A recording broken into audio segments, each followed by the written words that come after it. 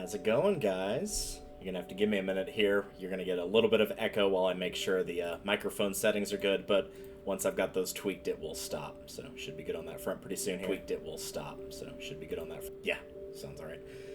Cool. All right. First and foremost, in true time-honored tradition of Let's Playing from way back in ye olde days of old, I have ordered food.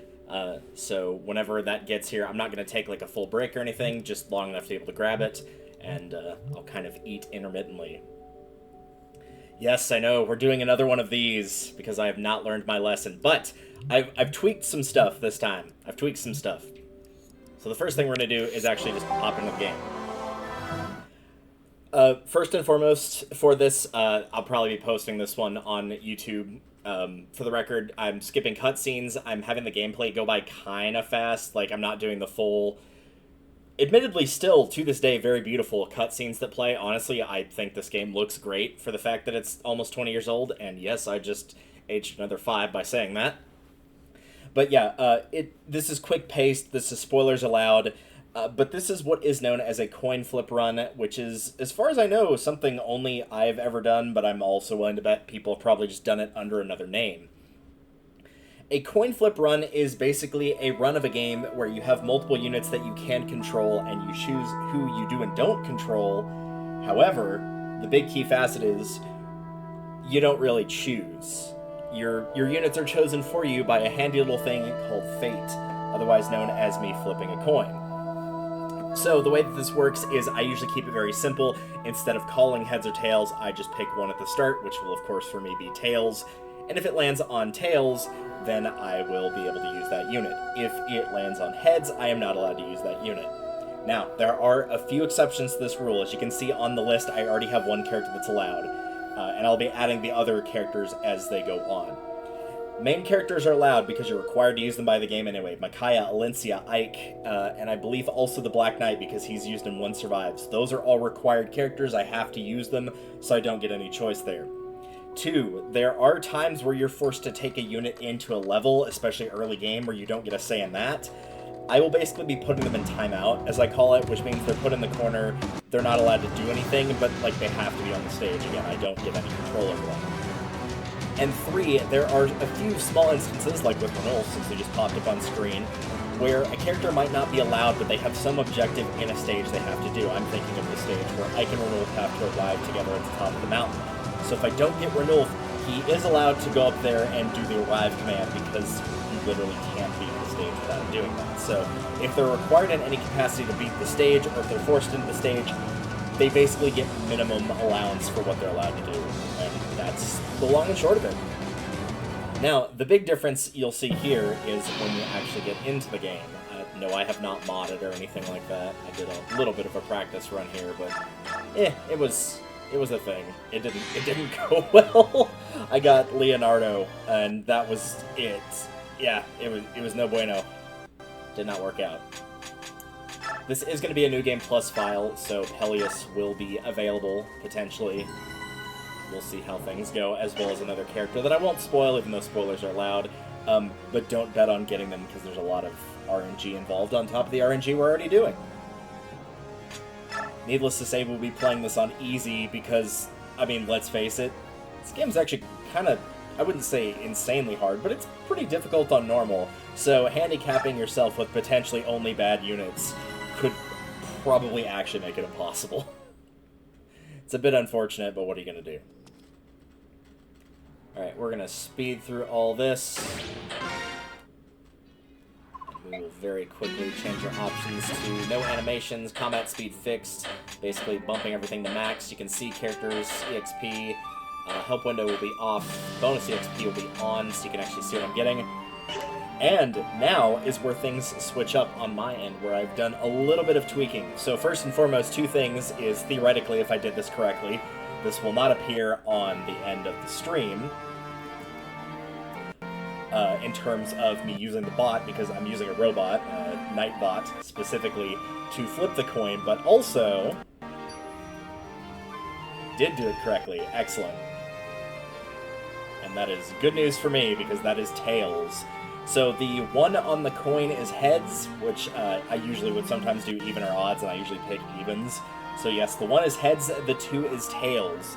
But as you can see, it will not pop up on the actual main game window, so you're not going to get just a bunch of me just hitting flip over and over and over and over again. It'll actually just be proper chat. And 2, you can actually see what the coin lands on instead of, again, seeing the bot. So that's how it's going to work.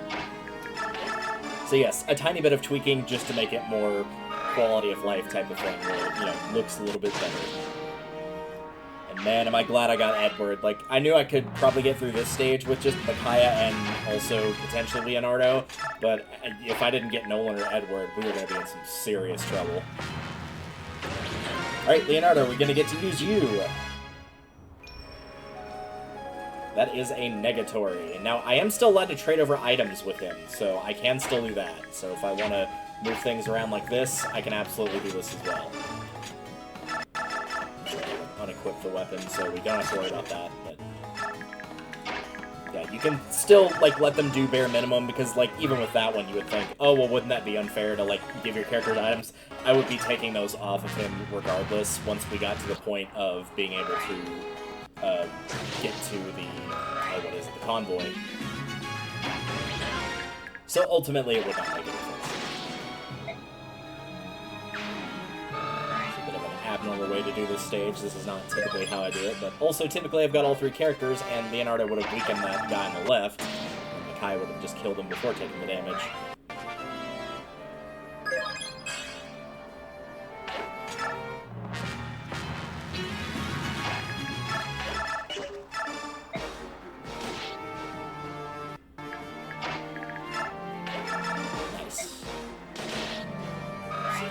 Does on round 2. He might activate a critical, he might not. Nope. I would rather Micaiah get the experience personally, because unfortunately probably one of the fatal flaws that most people playing a Fire Emblem game for the first time did was they did not level up Micaiah because admittedly, physically, she is extremely frail, and then they paid the price for that later on down the game. Oops. It happens, I did the exact same thing. Then I figured out Micaiah was going to class change at the end of Act 1, and I just, like, tried to dump all the bonus experience into her. I was even stupid enough on 1 survives to not let her attack. I let the Black Knight basically do everything. It was not good. But that's how you learn, right?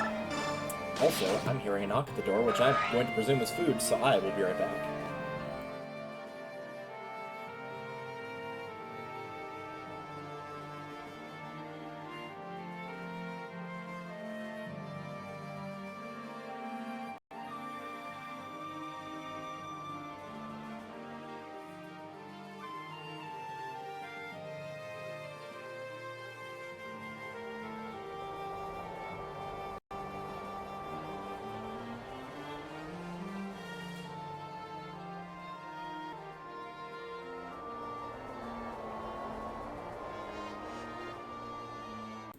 Alright, cool, that is taken care of now. Captain Isaiah.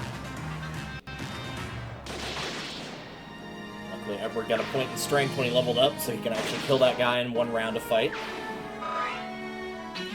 Just gonna leave Leonardo there, I think. This will get altered a tiny bit, because normally what I would do is I would send Leonardo up north with Edward, and because that boss does not move for, you know, whatever reason, I would just have him pick away at the boss, and he can actually do enough damage in 3 rounds to get him to exactly 1 HP, and then Edward can just finish him off, no problem at that point. And then meanwhile over here, because admittedly Nolan is pretty high level compared to the rest of the team, which is why he can actually, you know, take a couple hits without dying, he'll be weakening all of the enemies, while Micaiah finishes them off and gets the actual bulk of the EXP.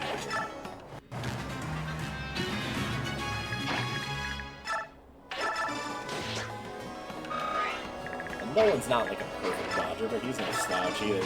I think most people would probably consider him the best unit of the Dawn Brigade, both starting out and by endgame as well. Pretty safe to say it's not Soth, that's for sure. Sometimes he'll do... Nope. Okay. was gonna say, sometimes he'll do a little bit too much damage to that guy, so you gotta switch to hand axe.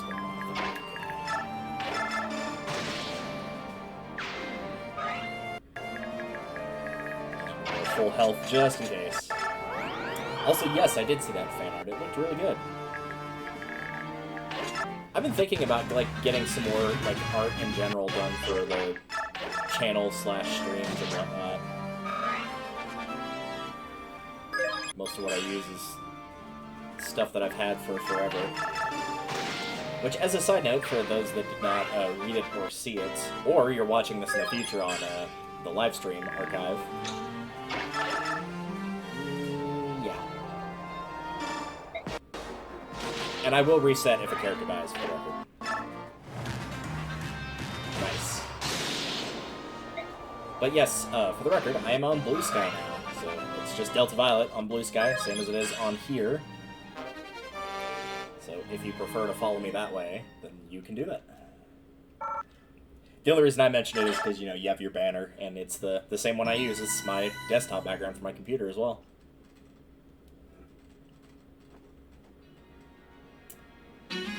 Any move range? No. Pull up this window.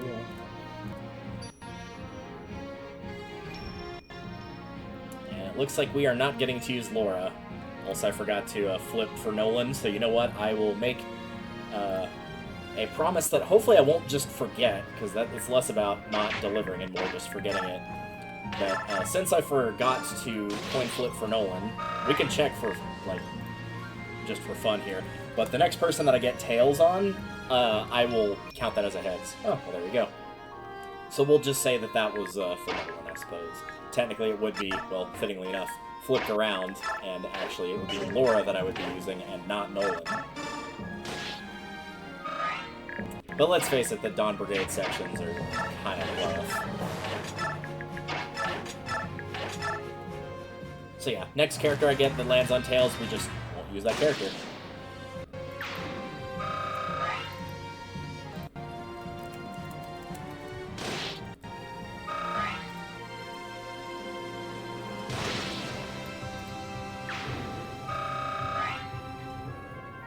In previous versions, I did show who I could not use, but I think I'm just going to stick to the units that are allowed rather than who's not allowed. It'll just be easier to keep track that way, I think. Speaking of I think, I did not expect that to work, so, well... Robert.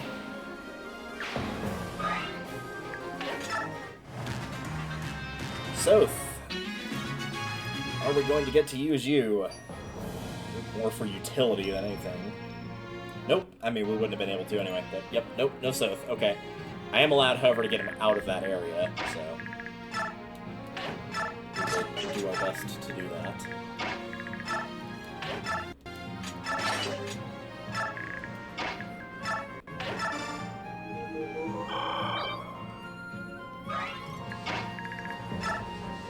Yeah, the real unfortunate part of not having Soth is not having your Jiggin unit. It's the fact that I would not be able to unlock any of the treasure chests with him.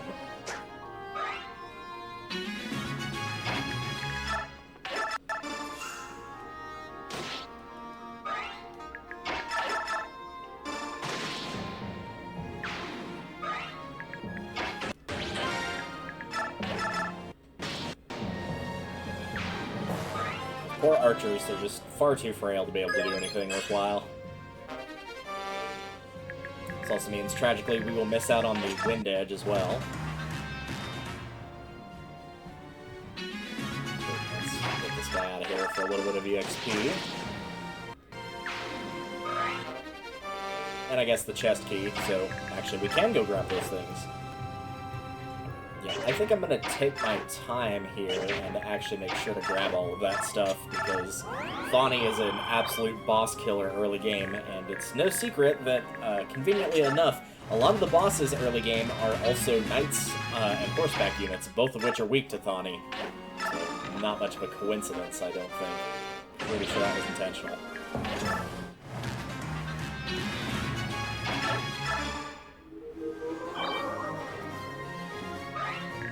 See this strategy quite a fair bit, which is Micaiah sacrificing her own health Even if it's only 1 point, you do get 10 EXP for that. I'm gonna get safe out of here.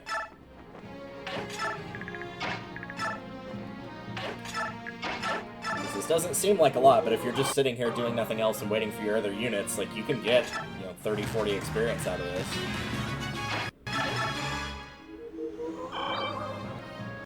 It will add up.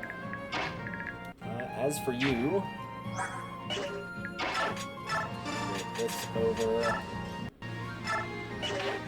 Wait, you can trade that to Micaiah. Wait. Put Micaiah out in front anyway, so that works out.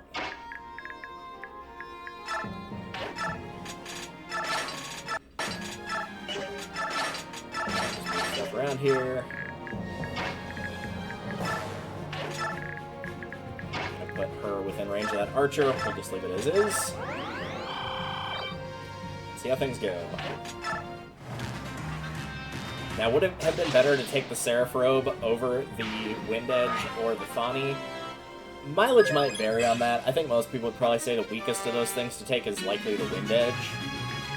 As the Thani, again, as a boss killer, and that's good for getting the high experience. Which, fair.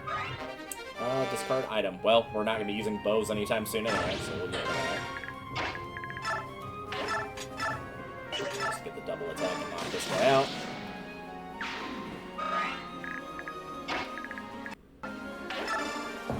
However, they end up being, like, the Seraph Robe and stuff ends up being stuff that I just ultimately kind of use at the very end of the game. And while they're still helpful in that regard as well... Oh, I thought he was going to get a double attack there. I guess not. Alright, well, if that's the case...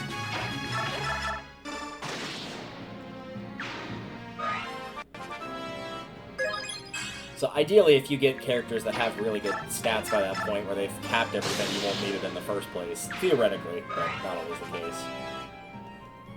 So it kind of depends on if you want the immediate gratification, or if you want to hold it for a later date. You can also do a blend of those two things and use the Seraph Robe immediately. That's also a possibility.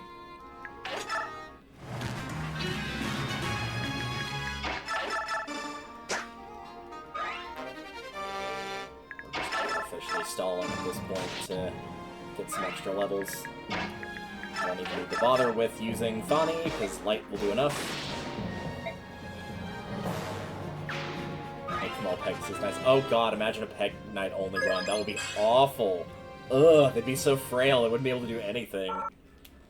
It's like, oh no, there's a single ballista in the corner of the map. Guess we're all dead.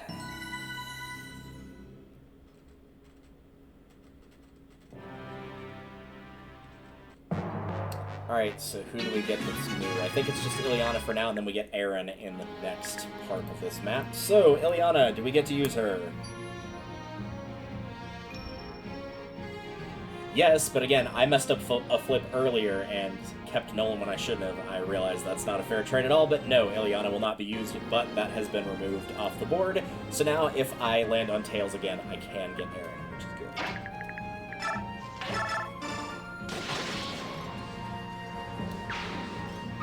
I don't really need that door key. I'll be okay without it.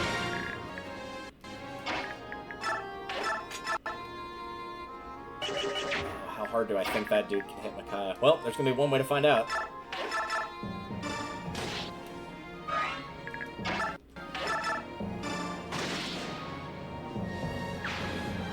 Well, everybody else is relegated to the timeout corner. Except for, I guess, technically Laura, because she's going to have to talk to Aaron to recruit him.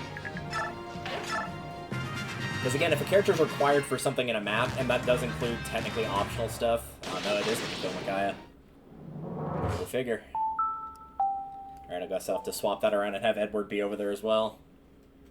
But yeah, Laura would be allowed to be brought into a stage to recruit Aaron if I had the option to remove her from a fight.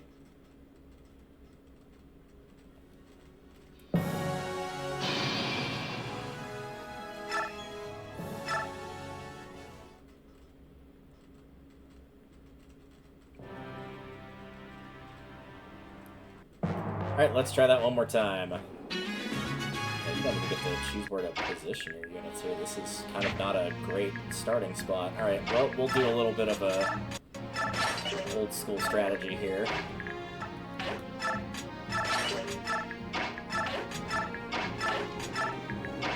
Since we kind of have to use him as a buffer, we'll just not let him be able to attack. Nope, that's going to one-shot Micaiah too. Wow. Well, I did say Micaiah was frail. I wonder, on the really dumb off chance, if I tried something here, it might technically work. Let's see if it does. I still have that Draco shield. I wonder if that would give her just barely enough defense to just be able to survive a single hit. Also, now you're seeing why we don't do these runs on normal, because this is on easy.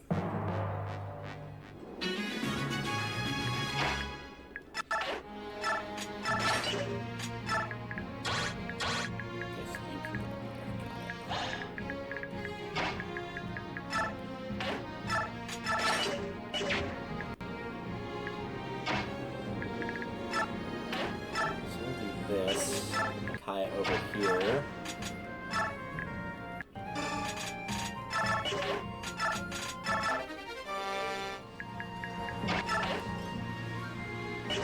I technically probably could put Leonardo in that grassy area because he's got like this bizarrely weird high defense stat for an archer.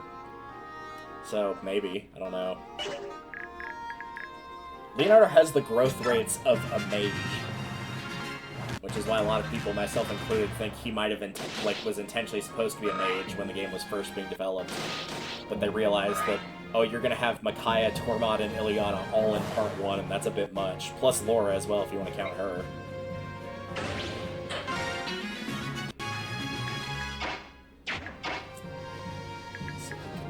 Maneuver some people around here. Aaron, it would be nice to have another able-bodied soldier. Have any luck with that?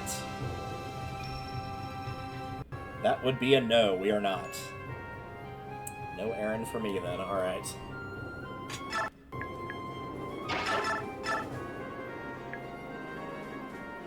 now we just figure out how to wipe everybody out.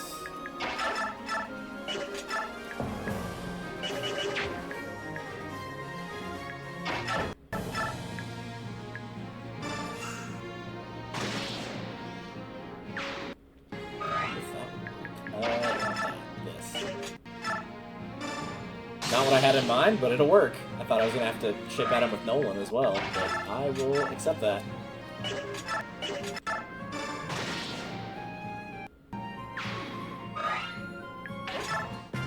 It's the other difficult part you have with not being allowed... Oh, right, I forgot to unequip his weapon. Well, he didn't damage him anyway, so... It's not that big a deal.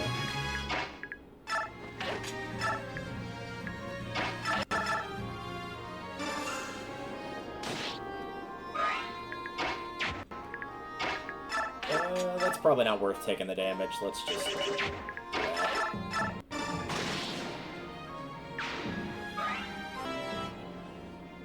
It's not horrible.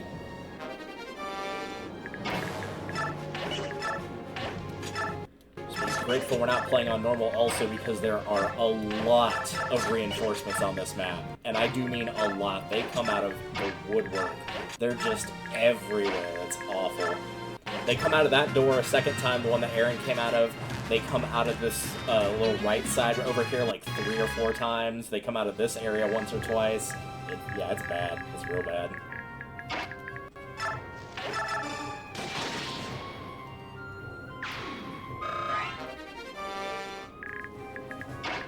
So the other downside of not having Laura, though, is Kai's going to be our primary healer through sacrifice for a good bit of time here. Which means very often what you're going to do is sacrifice her down to 1 health, since she can't kill herself, thankfully, by accident with sacrifice. You'll have her move again, and then heal herself, and then she will sacrifice again to continue to keep their health up. The door. And since Edward's pretty decent, he should be okay here. He'd be a little bit lower at this point, but since we have to use him a bunch...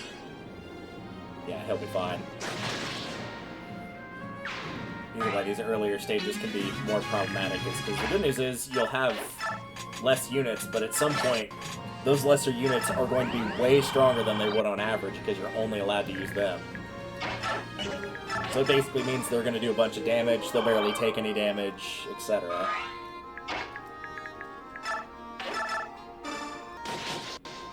Like, I'm pretty certain those knights are supposed to be killed with Thani, and that guy almost died in one round from Nolan using a hand axe.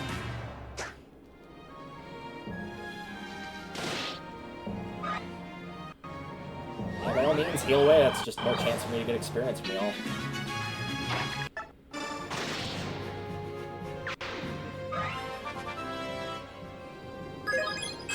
Speed, that's good. It's very rare for Makai to get a point in speed. Trust me, I know all too well.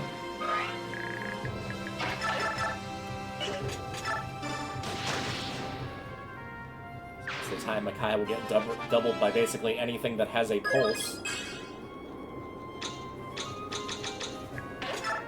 Or as Icarus prefers when I say it, she has the body constitution of Michael Cera.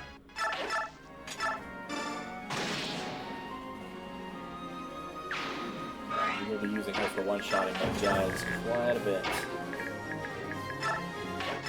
Actually, I think that's a ranged guy, so I'm gonna... Well, maybe not. No, you are not ranged. Okay, well, we'll just do this then. And see what happens. Oddly enough, if I remember correctly, I don't think that archer moves, actually. I think he stays there. Yep, totally does.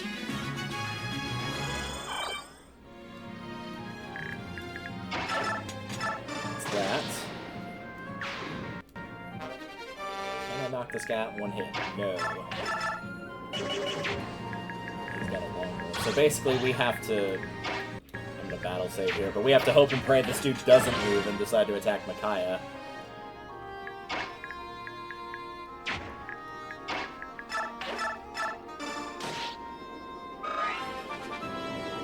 Units make some very weird decisions in the early part of this game, of just choosing to not move or something like that.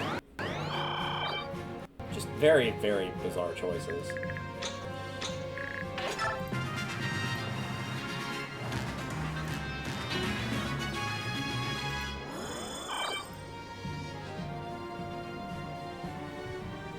Also, Harmless Guy, thank you for the sub with Prime. You've been subbed for 2 months.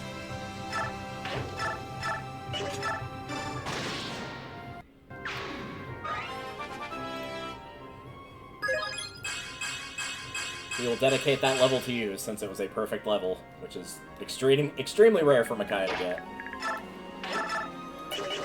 much damage can Edward do? That's actually not terrible.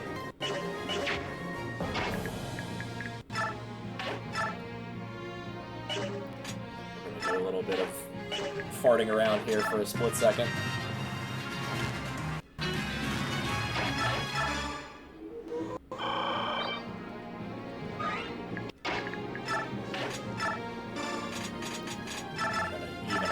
Items here.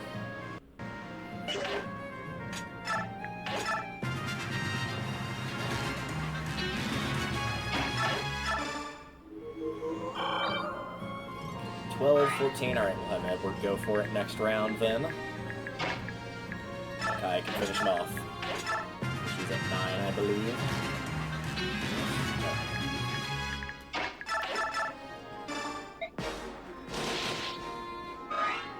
She might not have been able to one-shot him. 31. I think he had 29, so actually, yeah, she would have been able to. Also, bye.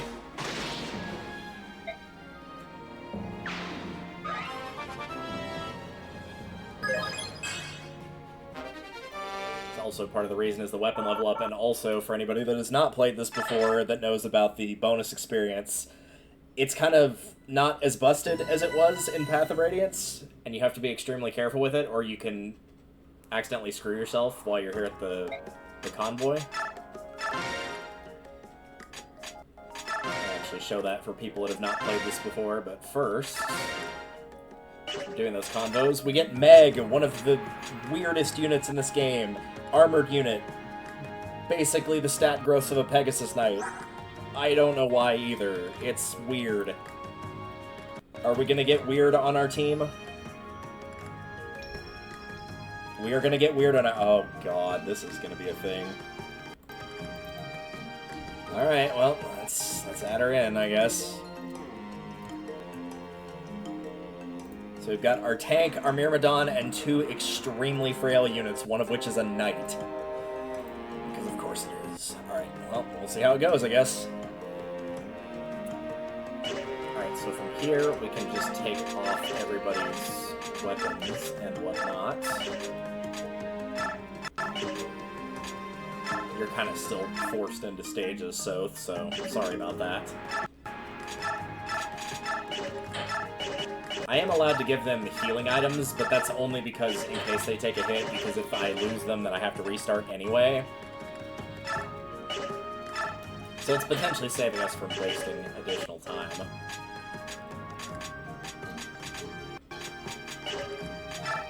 Let's see, support.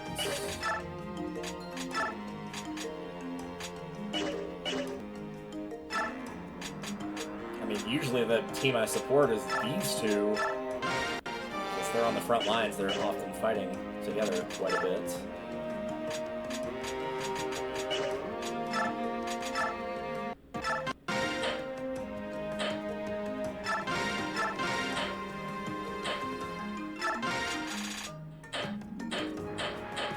We do get a Lance user coming up pretty soon, so I'm going to hang on to those for now.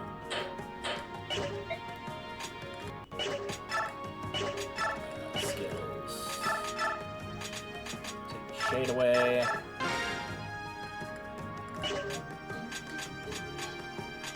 Cancel. Why'd they give cancels to an archer? I'll never know. Like, how about we put that on a unit that actually will have themselves getting counterattacked from time to time?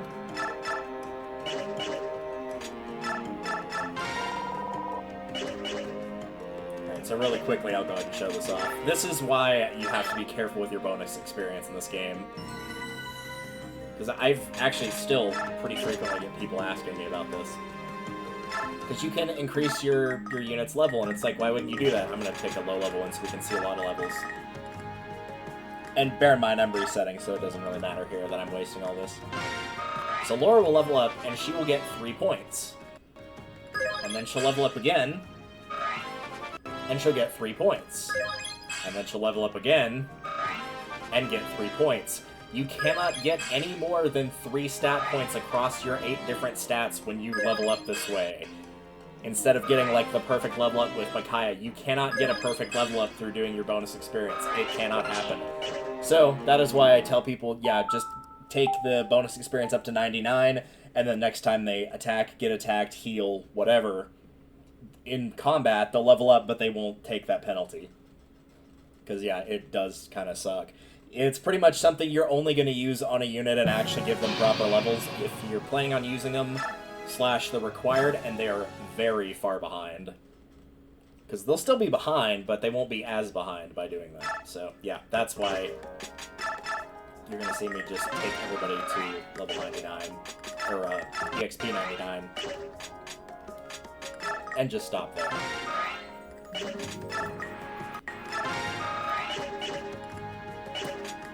And because Meg is going to need all the help that she can get,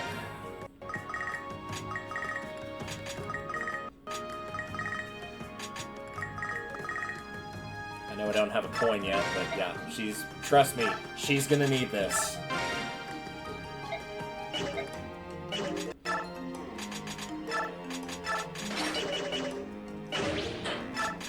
If you're comfortable with waiting, though, and not forging a weapon, normally I would actually forge it for Aaron, because while he is pretty strong, he's also pretty slow, so being able to double attack makes a substantial difference. But if you are willing to wait, then you can get a coin out of this stage, and get an extra little boost to whatever you're forging. I'm going to play a little bit of tongue-in-cheek here, and I am going to use Soth to pick up things like the coin and what have you.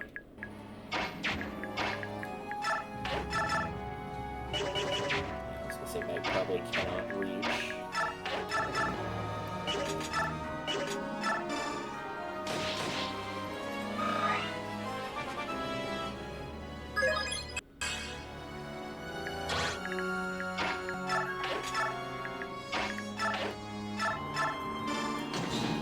this is going to be the game of how can we keep Meg and Micaiah alive. Because obviously the tigers are going to hit pretty hard. The cats to some degree, but mostly the tigers. So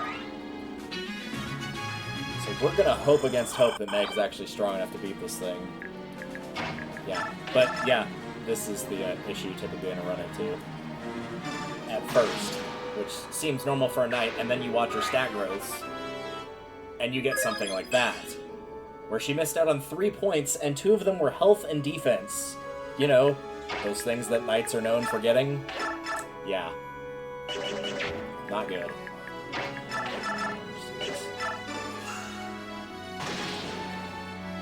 Yeah, Micaiah can do pretty good damage if you're using her a fair bit at this point, as long as you're careful with making sure she can't get attacked.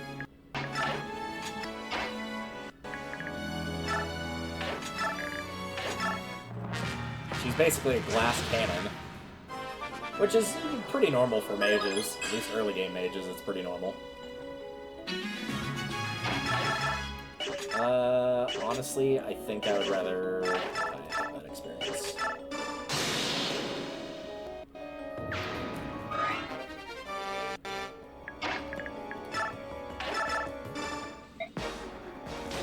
That's 1 down.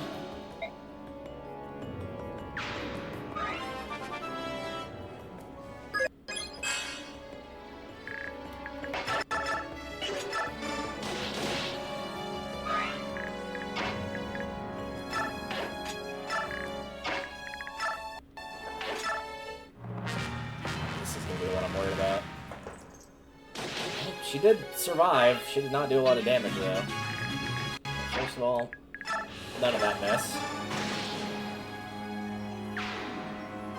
Also, part of the reason I am allowing Soth to be able to find the items on the squares is thieves have a guaranteed chance, or whatever you want to call their class.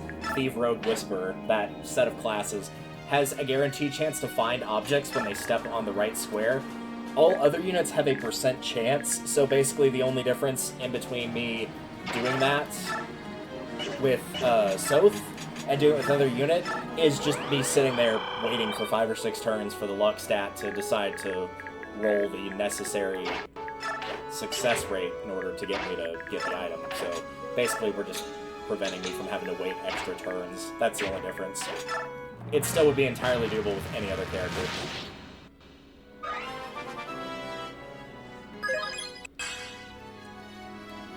Meg actually guarantee a hit? Yes.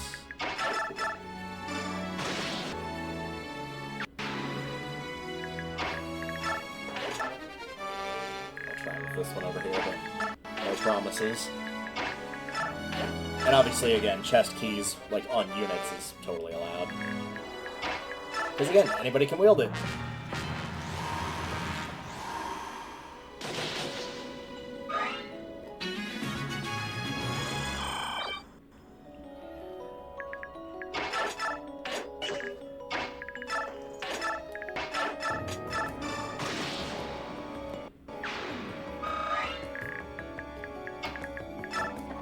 I don't think Meg's going to be much help against this boss here, unsurprisingly. So we'll just send Soth over there to where Nolan is in hopes that Nolan can get Beast Foe faster than I can get Soth over there.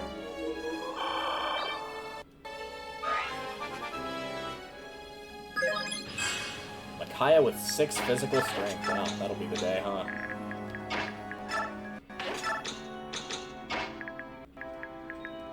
Luckily, I do believe the bosses don't move unless you've got them down below health. Then they'll go next to the little healing jars here. Well, Nolan, you took too long, and now Soth is over here to go pick this up for you instead.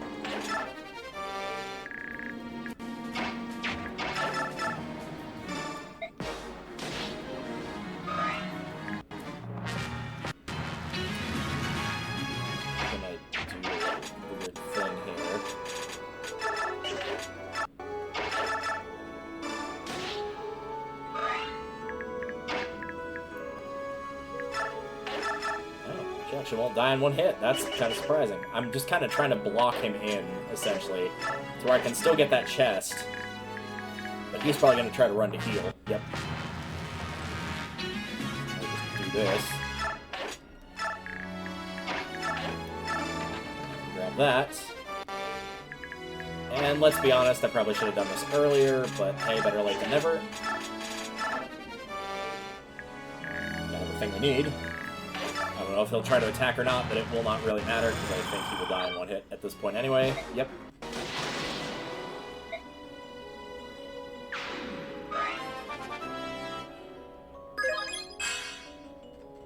Yeah, again, Knight unit, I'm pretty sure, didn't she get a point in speed every single level she got in that fight, which was 3? She got it for at least 2 out of 3, which is very, very not high defense unit.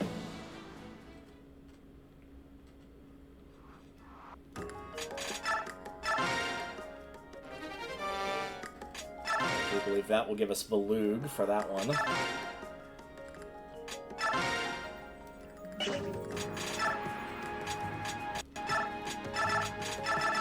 Momentarily. Yep, there he is. Alright. It would be nice to have Valug. I don't typically use him long-term, however, considering limitations, it would be appreciated.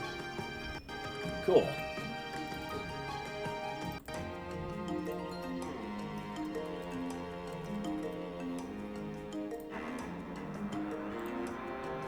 Alright. With you on the team, let's see what we've got in the shop. No olivey grass, but that might be okay. I'm just going to take this for now. Micaiah is actually pretty good about getting her magic up to a good stat if you keep using her. In fact, there's a pretty decent chance she'll cap it every single time she gets to, by the time she gets to level 20. So I'm actually not going to use that on her. I'm going to save that for somebody else. Normally I would recommend buying one of these for the stage for Soth to be able to attack from a range, but since that cannot happen...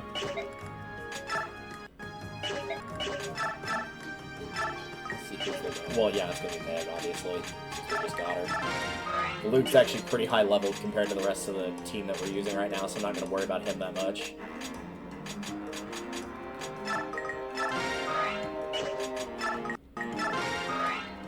Just kind of go in order here. That'll work.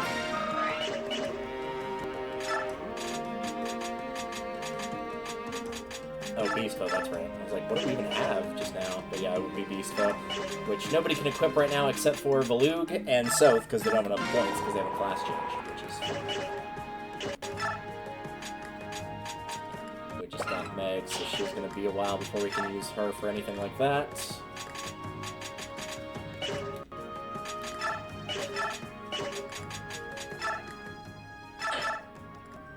Admittedly, since I do have food here and I don't want it to get too cold, we will take a very quick break while I eat for about 2 minutes here, and then we will come back. So, I will be back momentarily.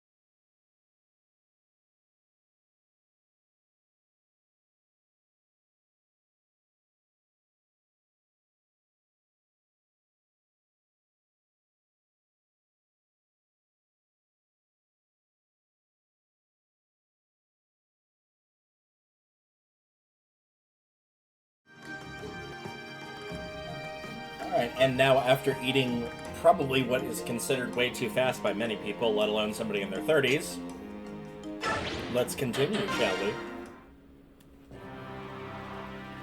Alright, so Volug, you're going to be pretty critical to keeping us alive, which is why I'm glad we've got you here. Normally Aaron would be doing a lot of the work that you're going to be doing. This can be a rougher map for Edward.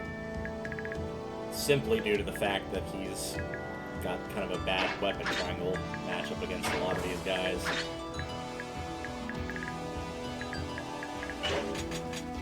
We'll see how it goes.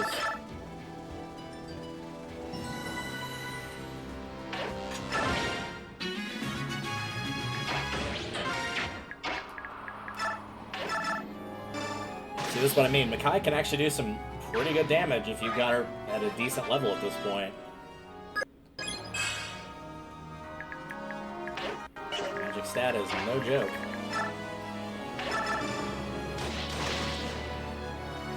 So yeah, probably what I'll be doing with Volug is largely similar to what I would normally do with her, or with him, rather.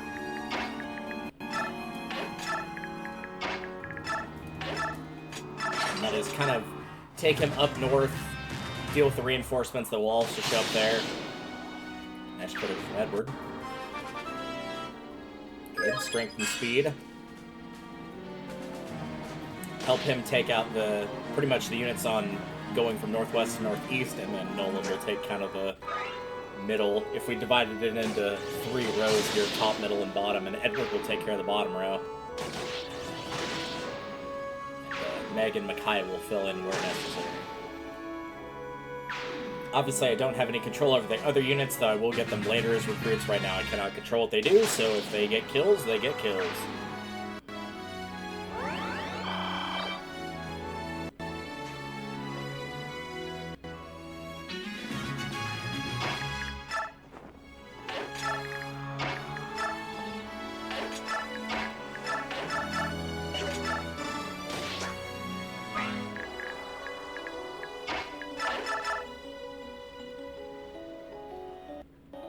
There, how that dude can actually go pretty far. So we can go here then.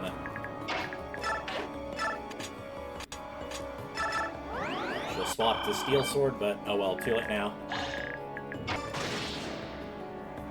Not too terribly concerned about Volug for the time being. I know he took a heavy hit from the fire damage since it does bonus against him, but he'll be alright. Oh, he went for Nolan. Wow. I knew it was an axe user, so I kind of get why he didn't go for Meg, but that must have been shade activating to stop Makai from getting hit, because that would have been my first target for sure. Luckily, they did something kind of dumb and didn't bother coming up here. So it's going to be pretty easy to just take him out from here.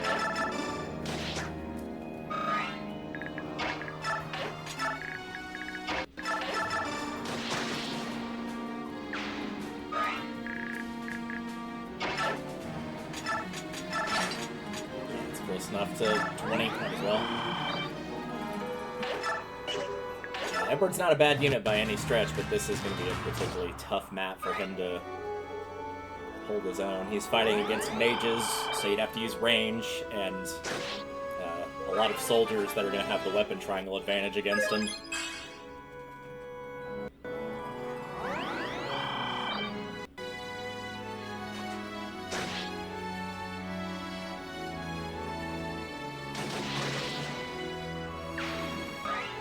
The reinforcements there.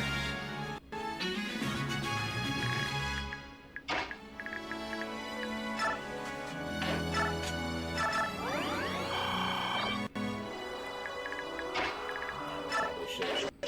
Yeah.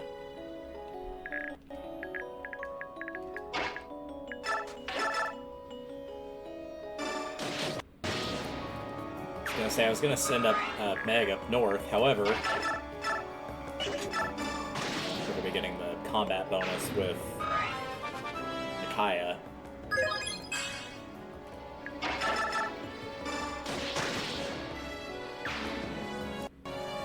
Unfortunately, she's kind of just stuck where she is. how you get that bonus kind of varies from game to game. Some you have to be close when fighting, like physically close on the board. Some is just as long as they're on the same map, it doesn't matter. So it does kind of vary.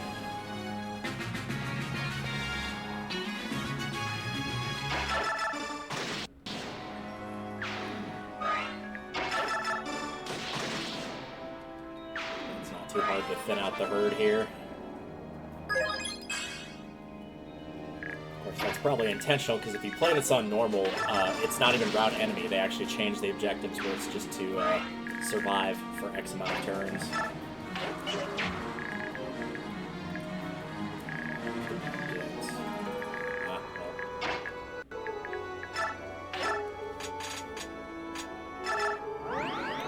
how that does. Right. Yes, fire your wimpy little projectiles.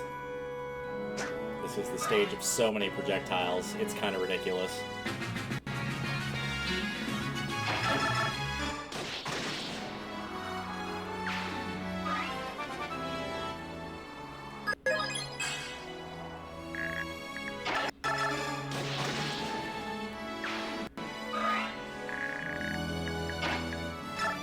For the record, I think...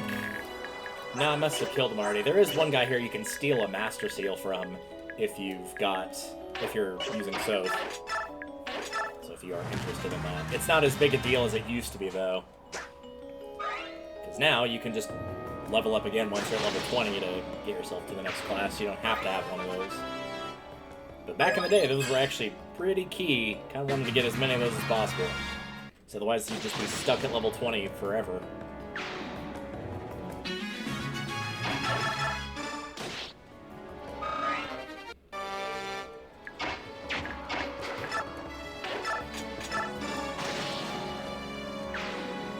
Where we can actually go on the offensive against this mound of enemies here.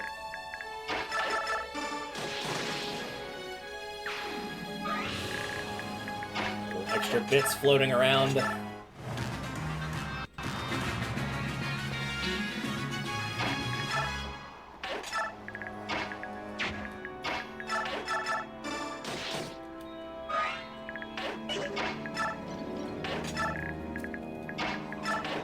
Shot.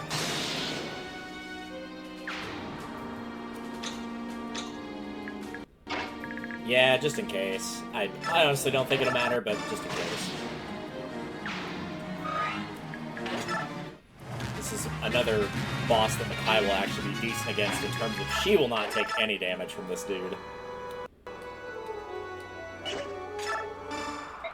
He basically can't do squat against her.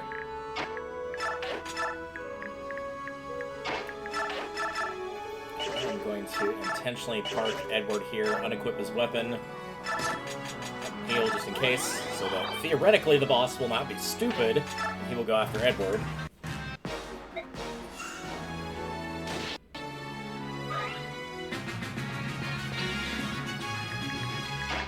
Meg is the one that actually needs the experience.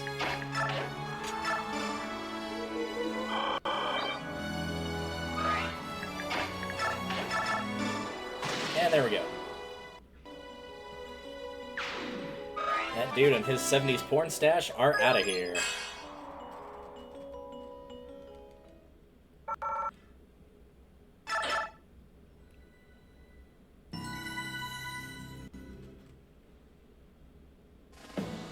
Alright, now we're gonna have a fair few characters to add to our repertoire here. I don't think we have anything to switch over just yet. So we'll just go in order, since that's going to be the easiest thing to do. So, Tornado. Can we use him? Yes, we can use him. Alright, I'll add everybody that gets selected for this one once we go through them all. Jill. Ah, that was the one character I was really hoping for of those three. Alright, Zahark, can we use you? I think I did that all too quickly.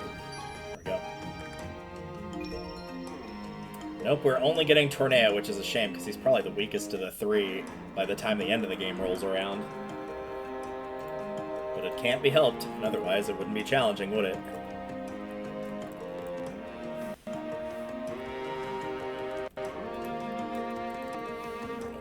always have to look at how to spell his name, because I will spell it wrong otherwise. Okay. So, if that's the case, we'll just give all your stuff to Nolan.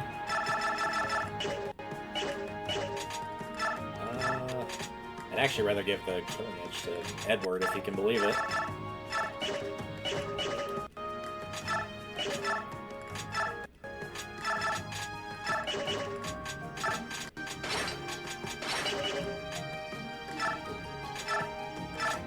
His hand axe was kind of running low, so that's not terrible. Tornado already does a lot of damage. He doesn't need to have another basically double on top of that. If I were playing a normal game, what I would do is I would have Discipline set on Aaron, which is a skill you could have stolen from the boss at the prison, which increases weapon level because Aaron starts at a D in Lances, which is pretty low. But if you stuck that on him, you could probably get to A pretty quickly as long as you're consistently using it. And then he can use the Silver Lance. He will make much better use of it than Tornado would. Tornado can knock out most enemies just using an Iron Lance, so he doesn't really need the massive boost.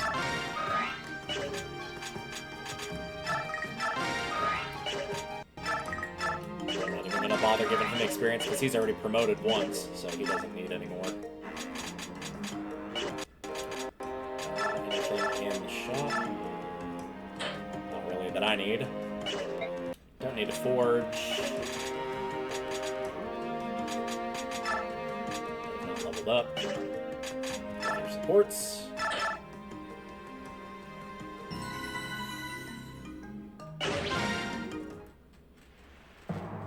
Let's see. Luckily, we already have these two required, because we'd have to take them anyway for this fight.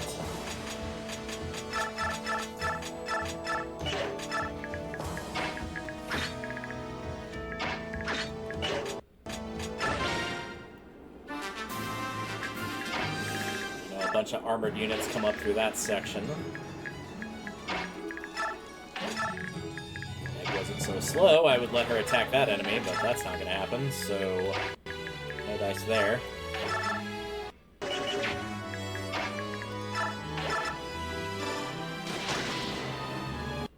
Thankfully, by this point, Edward's gotten through that really nasty habit he tends to have sometime at the start of the game, where, for whatever reason, he likes to block a lot of the attacks with his face. I really wish he wouldn't do that. It seems like at the beginning of the game, probably like 2 out of every 3 times he gets attacked, he doesn't dodge it. And like, even when he's got the weapon triangle advantage, he doesn't dodge it. But luckily, by the time he gets up to even at halfway decent level in Myrmidon, that kind of stops happening.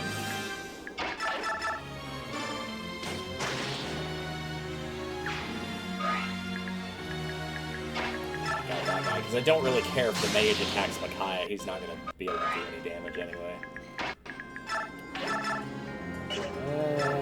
I'll run it. Yeah, I had a feeling.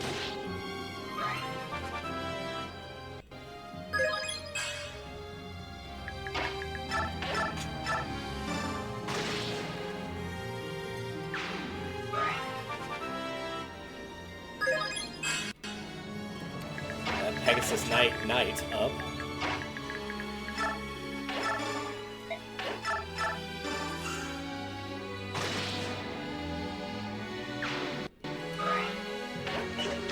I was gonna have to forget Sotha's in the corner. I'm like, who have I not moved? Luckily, Valud can handle his own. You can pretty much just stick him here and just heal every now and again, and you're probably gonna be fine. Watch the bonus damage tutorial? No, you should have given us that last fight when Valud was fighting fire mages. Now that you get to use it against somebody, the game's like, oh yeah, if you've got your archer that you're using, you can do bonus damage. Well, that's exciting. I'm willing to bet most people have probably dropped Leonardo by this point. And understandably so, because he's not very good.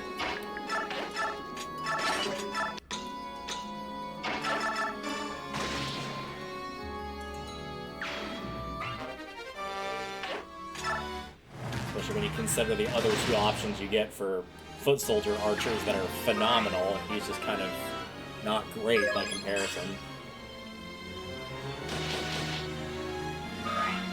And for anybody that's not seen how much content I've done on this game before you're like, oh, well, have you actually tried using him? Yes, I have used every character, gotten them to max level 3 times each, every single one in the game. So I know what they're capable of, and I know when they're not capable, too.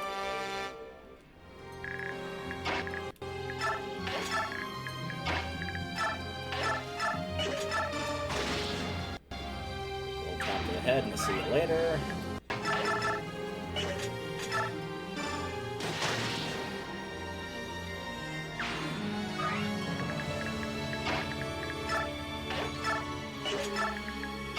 Fortunately, Tornado is not going to get used a lot, because again, he's pre-promoted, so he's already way too strong.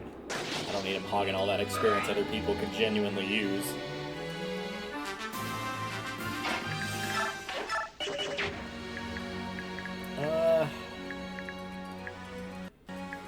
Somebody else can get that kill.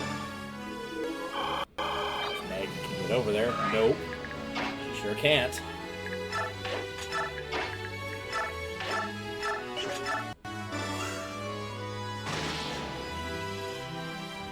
The other option you can kind of pull, or you can put in somebody really strong and somebody decently strong, and they have to pick who to attack, and they're probably going to pick the decently strong person in hopes they can do a little bit of damage. And they might be able to do some damage. But unfortunately for them, that's exactly what you wanted. You wanted the other person to get the experience. So they just done goofed by letting you have that one.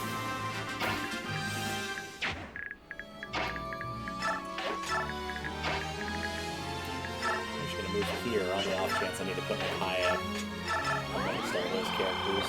I think we're okay though.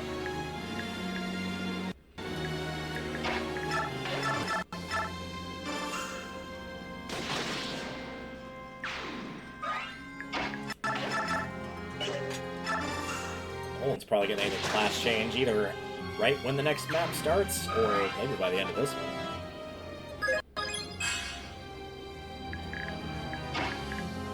I could try and push him to get to Warrior right now. I might do that. We'll see. Meg does need the experience, though, and I'm not blind to that. Unfortunately, she's just stuck on a map where she can't really go anywhere. Because all the movement penalties are particularly bad towards knights.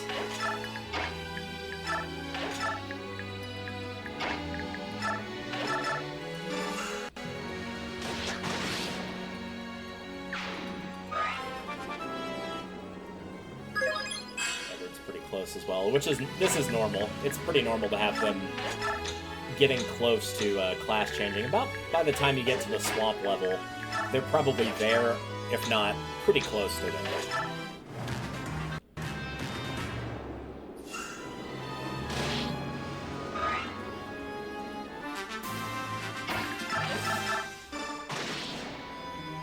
That probably could have been one for Meg if I just swapped Nolan's spot with hers.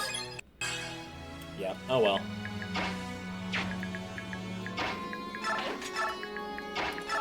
Go with a bit of an old school technique here.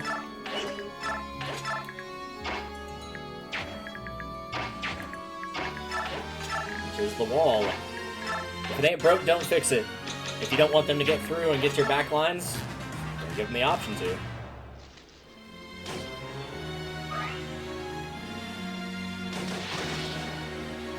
Pretty stupid thing for that guy to do, but oh well. His loss. Work.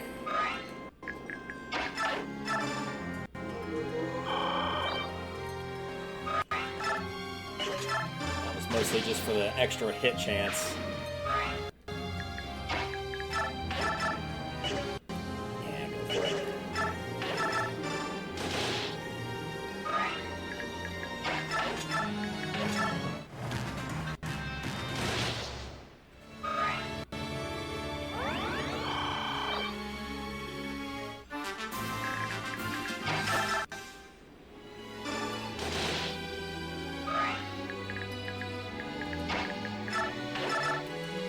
That should show how not great Meg's damage is. She can't even kill that healer with a forged weapon at max power. It's an iron one, but, like, still, come on.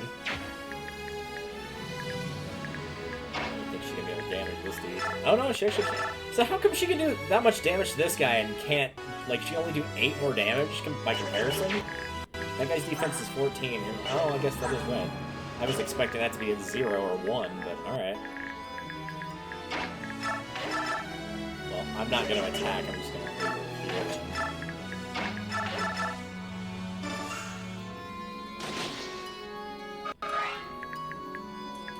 We'll see how that goes.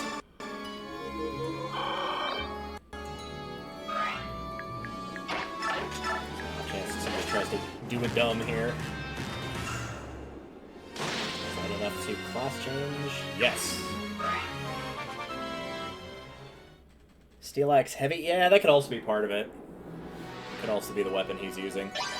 I wasn't paying attention to his ability to carry it. But, oh well, it doesn't matter now. He's dead.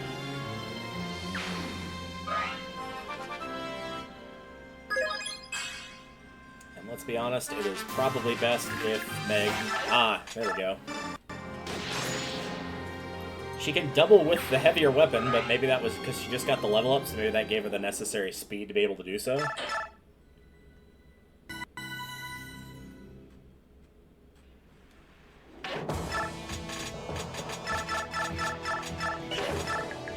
This is a bit rough, admittedly. I think there's a way to... I could be wrong. No, there's not.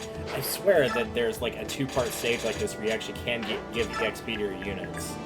In which case, I'd bump Edward up to Swordmaster at this point. Items, there we go.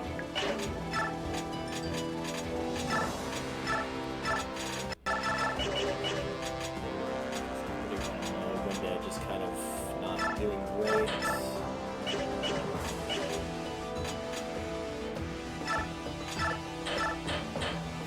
Knights on this part of the map. I think they're all gone by now. He's got range. Yeah, he must have lost 2 speed from that axe. That's the only thing I can think of.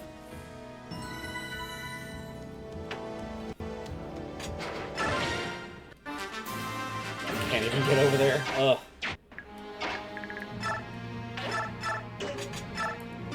There's a lot of like weird units in part 1 that just aren't usable for one reason or another. Fiona, that we'll be getting soon, is another one that's like a really good example of that.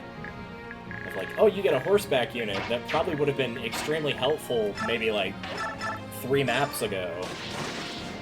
And then all of a sudden, every single map you get afterward is you're just taking these gigantic speed penalties because you're in the prison area, or you're in a swamp, or you're just in some sort of area that you can't make use of her high movement, which is like one of the few advantages that she's got, is her high movement.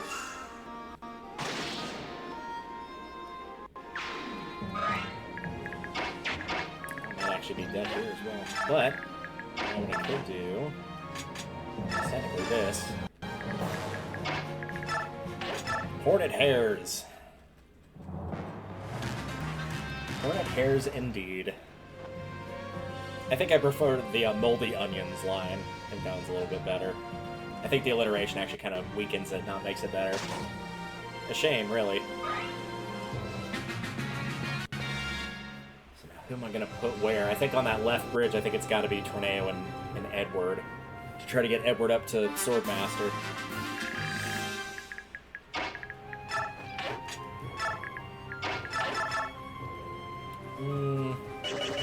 Just on the off chance this goes completely and totally to hell.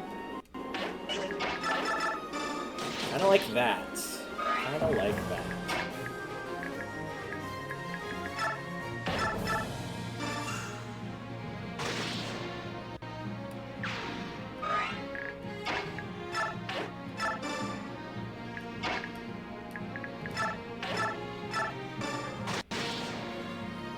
Sorry, Luke, but I'm afraid you're going to be doing the heavy lifting on the right side of the map here.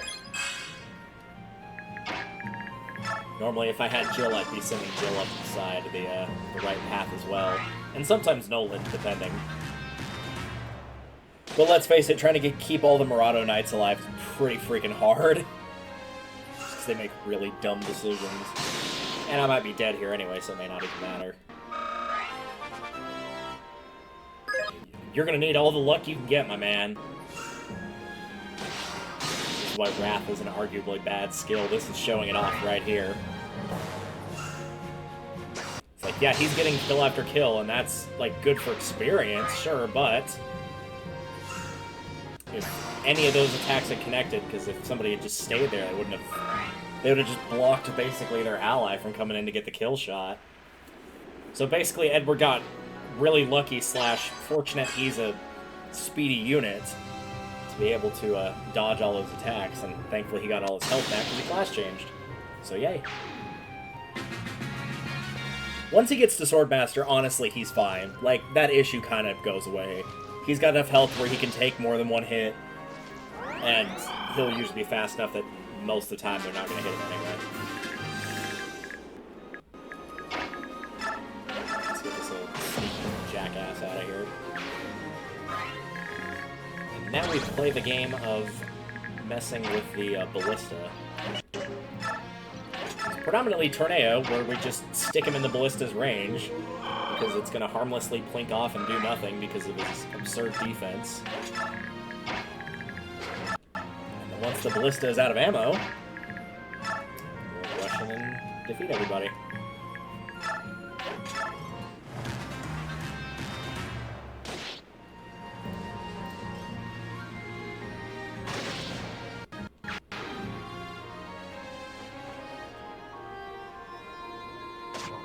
Wow, or he could just dodge it, too. I don't think I've ever seen him do that. It always feels like the Knights know when they're not going to take any damage, and so they, like, choose not to dodge, because, like, why would you bother if you're gonna just not take any damage anyway? You might as well not exert the energy.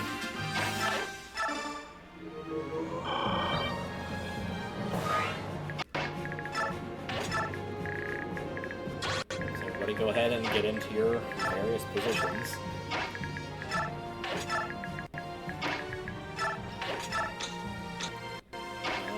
Pick whoever you want, really.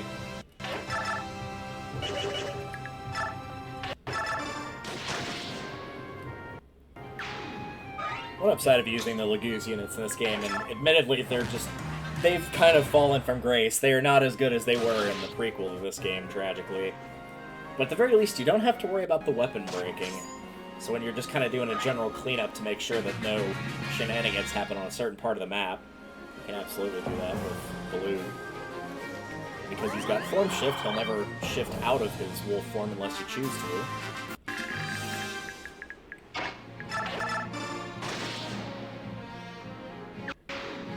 Which is weird, because normally I argue against the whole weapon breaking thing. I actually don't like the fact that weapons can't break in the new Fire Emblem games. I get they wanted to, like, try something new, but, like, I preferred having that extra layer of, like, okay, you've got a good weapon, but you only get, like, 5 shots with it, or however much is left on it. And once it's gone, it's gone. There's only a very select few ways to get certain weapons back in terms of their durability, like the Hammernine Staff. But it also means, like, even your forged weapons that only last you so long.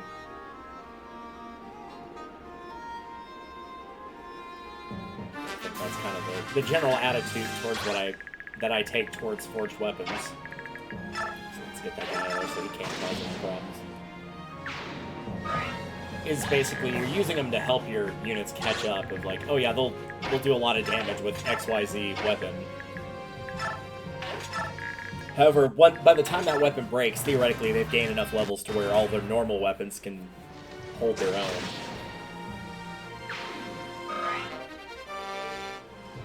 You only use it when you need to do that much damage to get the kill or whatever setup you need. If an iron sword is enough to do it, then just use the iron sword. Don't waste your better weapons on it.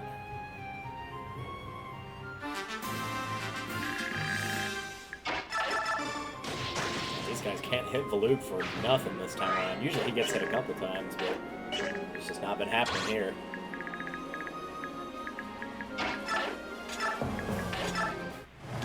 There goes your last shot.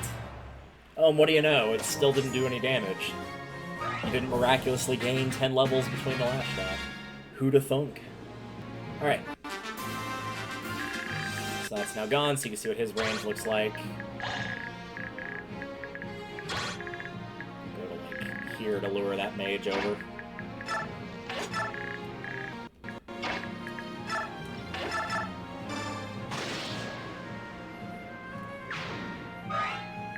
And well, normally what I would do is I would put in my weakest unit here.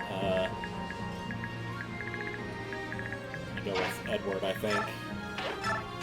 I theoretically do not want to kill the boss here. But this is also Edward as a swordmaster. He could just get a critical hit and kill him anyway. But I think he's less likely than Nolan. I think Nolan, just raw damage-wise, is just going to be able to outmuscle him. And there's no way he'd go after Tornado unless he can only reach Tornado, which I don't think he can. He's got a ranged weapon. Okay, that works too. We can probably get that weaker guy with Meg. Oh, right. I always forget there's one there.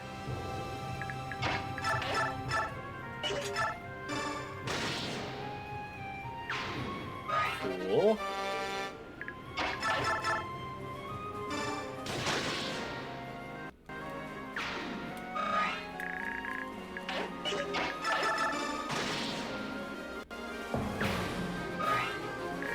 It's your lucky day, Archer. You're gonna be the last man left alive that I'm not gonna kill because the boss is all you gotta defeat on this map.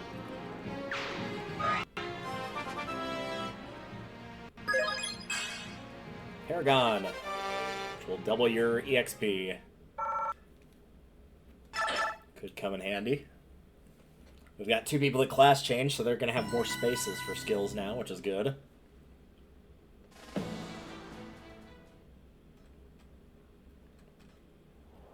I think we're at the... I always get the order of these mixed up. I can never remember if the swamp is first or if it's the prison. My brain is saying that it's the prison, but I don't think it is.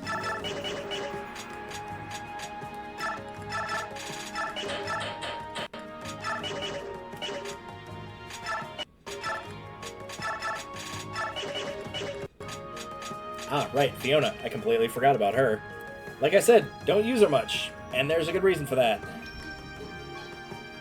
The good news is, if we wanted to use her, we would be allowed to. I don't think that's going to happen. I think she's kind of at the point where she would be doing more harm than good. So, sorry to any Fiona fans out there. But I think, tragically, we will have to take a pass on her. Really, the best thing that she has to offer is the fact that she's actually got... Oops. She's actually got 2 pretty good skills on her, which is Imbue and Savior. These are both pretty good, actually. And Savior, in particular, for a horseback unit, is very good. Like I said, if they gave you her, like, a couple levels earlier, she'd actually probably be decently viable. But I just don't think she is. Also, I can take Adept off as a heart, since I'm not allowed to use him. If it ain't broke, don't fix it. I usually go with my, like, Adept Cancel or Adept Vantage combo.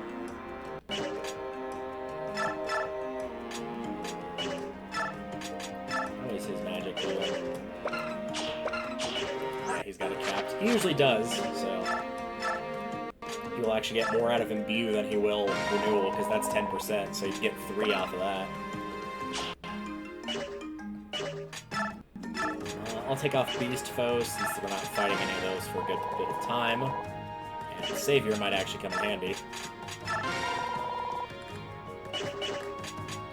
I'd love to get Paragon to Meg, but she can't deal with that.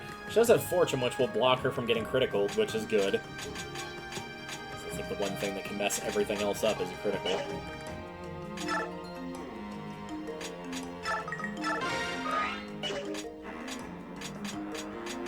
Like, I could try to level her. I feel like if I end up with a ton of bonus EXP, and I just, like, don't get anybody else, I might try to use her, but I think the odds of that happening are, as they say, pretty dang low. We'll stick to that for now.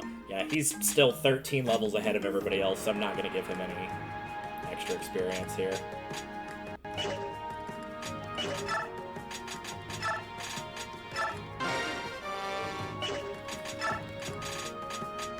Yep, I'm sure. We might actually be using the two of them. Valug, I guess the only person you could support with right now is Tornado, but we don't have that option for the time being. Don't really need any of the... Well, no, actually, that's not true. I just said the Wind Edge was getting pretty low. I have to throw in Convoy, but I can swap it out for something else.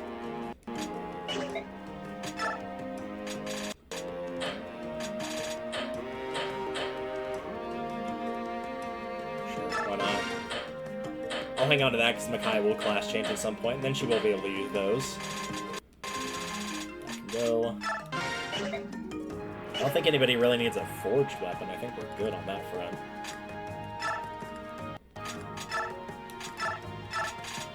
Just like that.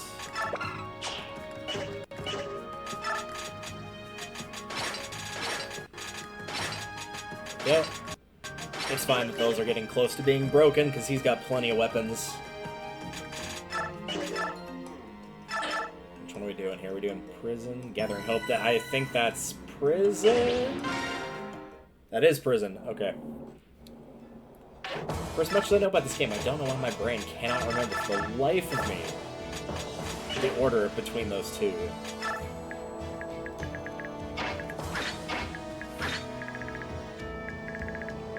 Actually, I think Nolan's probably the best bet to send that way, because the armored units. Yeah, we'll see how Meg fares on the front line. Answer, probably not very well, but we'll see how it goes.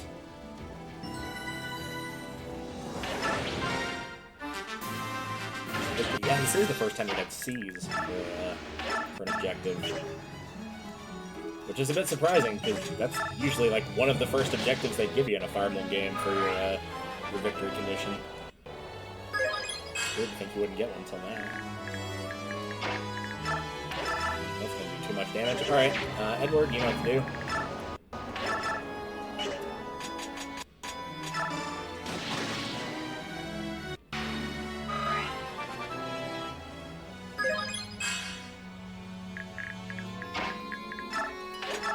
Keep my eye out on where he's gonna move. Actually, never mind. The only place he'll be moving is to 6 feet in the ground.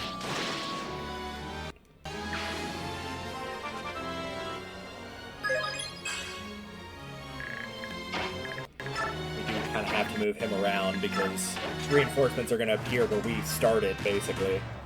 So I do need to move him out of harm's way. Plus, he also has to talk to Tormod, so I actually should have sent him to the right, not north.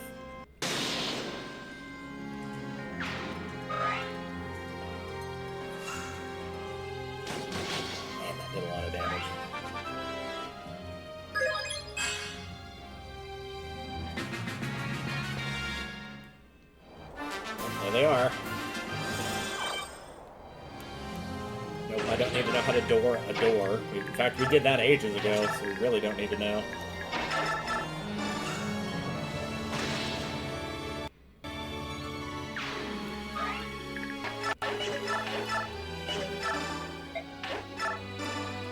I probably should have let that one play. It was there for a split second, but it's rare to get to see Makaya's C and B supports, because most people correctly just keep her A support with Soph the entire game.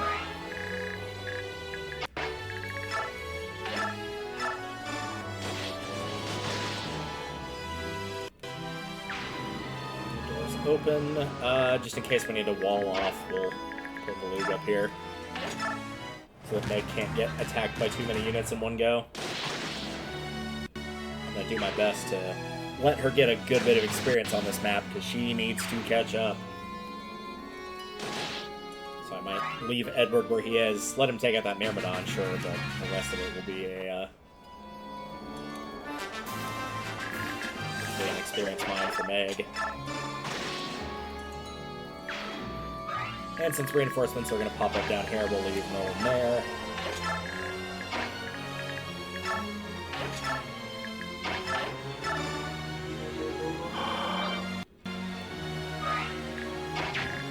that dude moves or not, but can't reach him anyway, and he can't reach me, so... Because they usually block the cell doors, they usually don't go anywhere.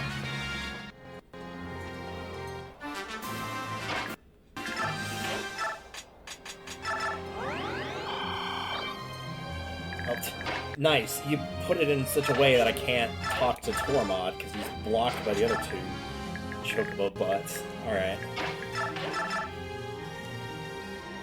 That'll work.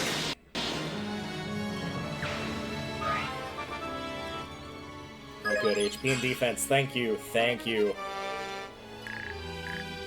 You actually leveled up like a knight, kind of, for once.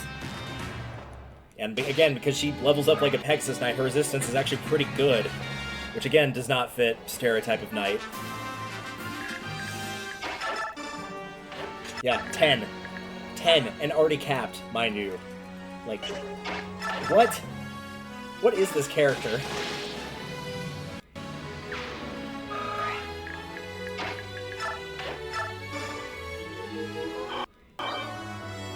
Don't get me wrong, believe it or not, as much as I'm dunking on Meg, if you figure that, like, little weird thing out about her and get her class changed, she's actually not terrible, if you can believe it, which, if you can't believe it, I would not blame you.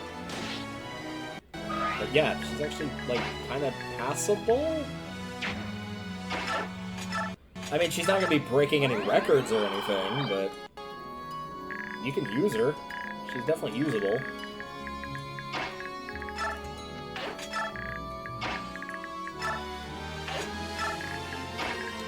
Guys up here. Again, I'm keeping them out of the line of fire, and we'll start doing like coin flips for them.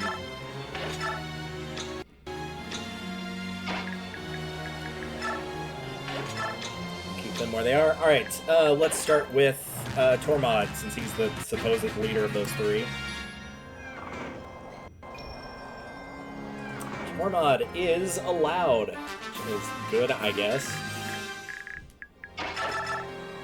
I wouldn't say he'll be winning any awards anytime soon either, but he's going to disappear after part 1 is over.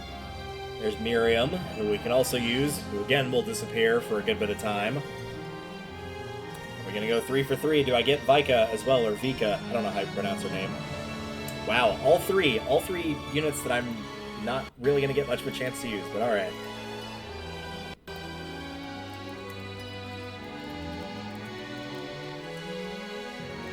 Capitalize that I and did not mean to.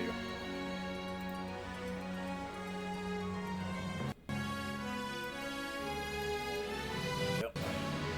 I'll probably, once I get to the end of part 1, I'll probably, like, pull up another thing. I'll minimize it or hide it on my end, and then for part 2 we'll have a new set, and then I'll combine them all together once we get to later stages.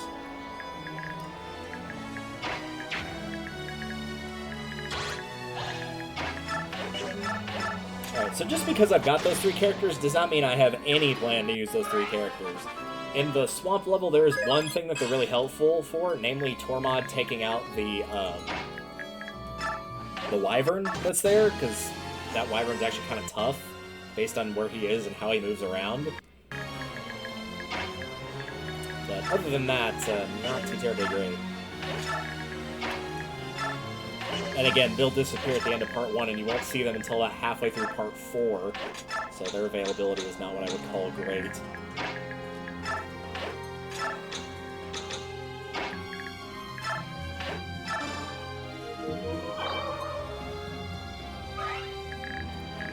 I'm going to leave the Luke there and see if they decide to go north, or yeah, if they're going to go towards Nolan, which is fine if they do that. You can handle them.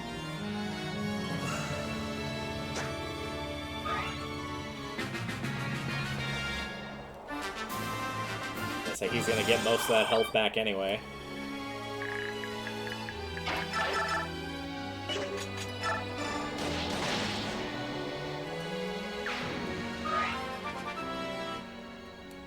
This is where he's going to start going from being a good unit to an insanely good unit.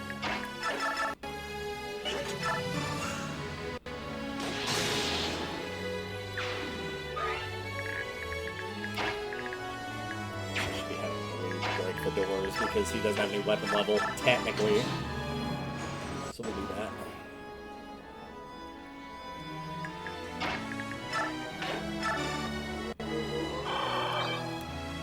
And there's another Master Seal up ahead, so he can take that. I think this guy, yeah, he's a ranged user. He uses an axe, though. Meg will probably be okay. I know those mages over there don't move.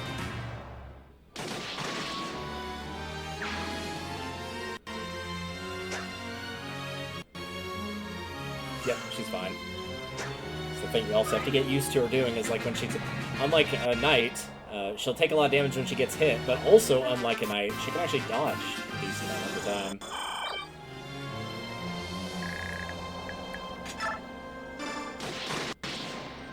Alright, that's all the reinforcements done. That's probably max level for him for now. Yep, S.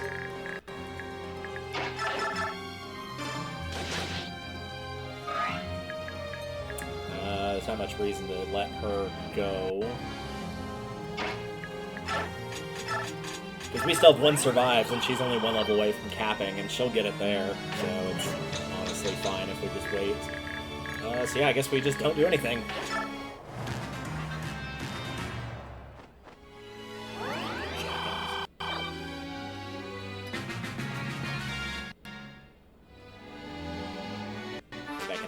Light at him without killing him.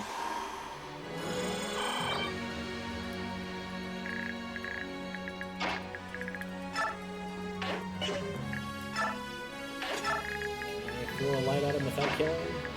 Yes.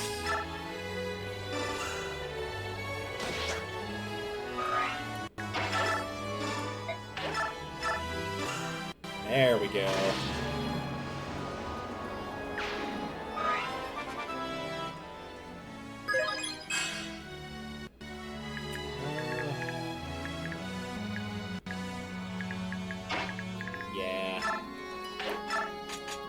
I think Meg can handle it, but that is admittedly a fair bit of units that have the potential to go after her, so I'll just let Edward deal with it.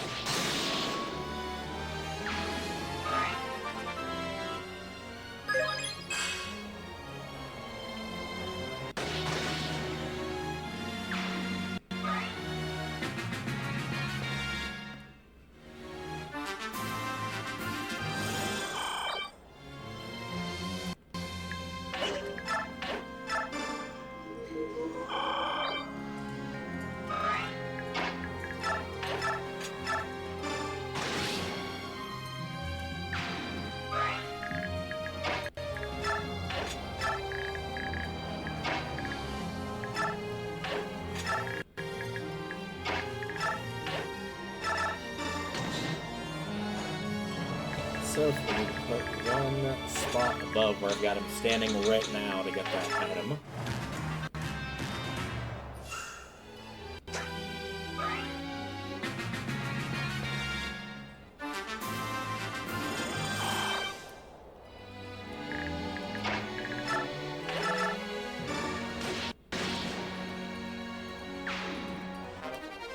She's at max for that, so if, for whatever reason we did have a silver sword, we could give it to her.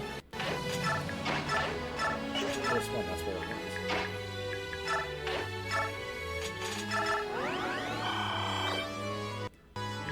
Wait for the time being, because no other units that are left on this map for enemy units are going to move. They're all going to stay there.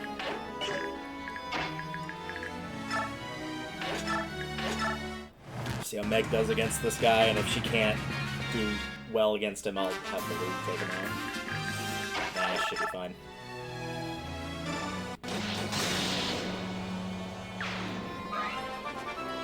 Ideally, we could get her to potentially 16 or 17.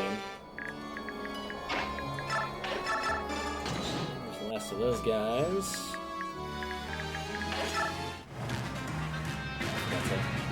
Tell Soth to stay there and try to hunt for that item again, but that's alright. Plenty of opportunities to do that.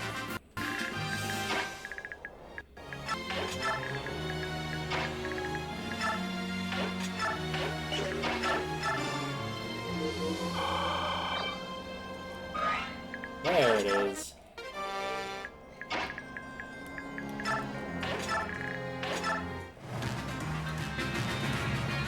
since I prefer to make sure the units get away, it's no big deal that we sit here and wait. So admittedly, I've done more research on Path of Radiance than I have Radiant Dawn, because I've been thinking about doing a new version of the Let's Play, talking about all the additional stuff that I've learned about it. So I actually don't know if you get the experience for them getting out if you just break the door open, or if they actually have to physically leave the prison. I assume they actually have to physically leave, but I don't know.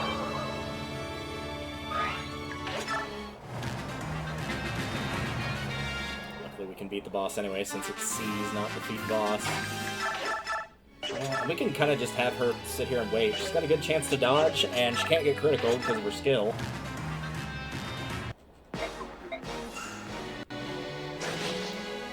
So yeah, she can just experience sponge her way through this, basically.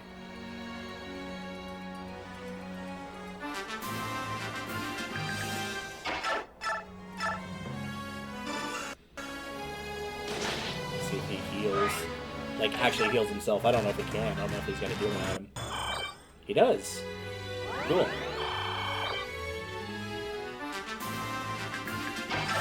I've done this many times with a crossbow, using a Rolf for Shinnon to get free experience, namely Rolf.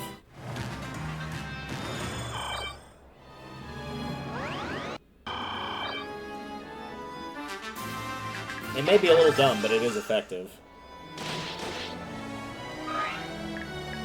Something like this happens, we can just push him out of the way.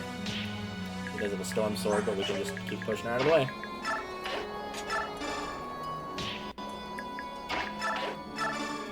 That'll cap Micaiah at 20.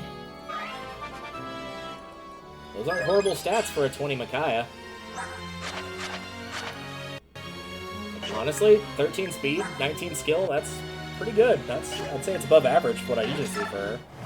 Alright, is this dumbass gonna attack Nolan and get himself killed? No, he's actually gonna go with the correct target.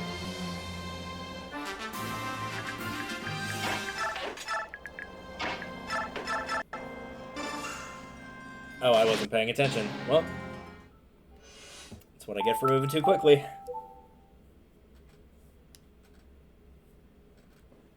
I thought she had enough to survive a hit, but she did not. She took like 18 damage from that? I guess he did do 19 when he hit her?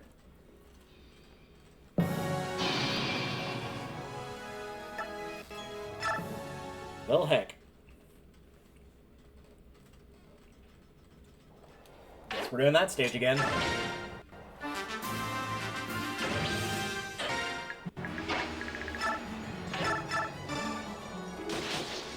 The good news is I will at least move south in the correct direction this time. Rather than foolishly moving him upwards.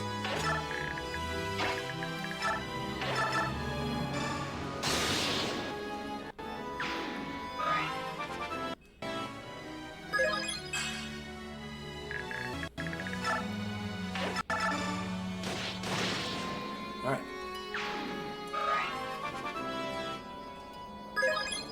I can never really remember how Valug's stat gains go. But that's mostly because, like, I use him very consistently in Part 1, and then by the time that Part 3 rolls around, he's basically there just as a wall with his truckload of health. And that's about all he does. Which is fine, like, he's a one-note in that regard, but what he does well.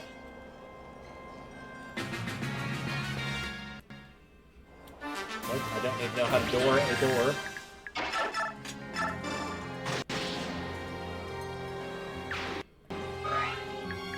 So there.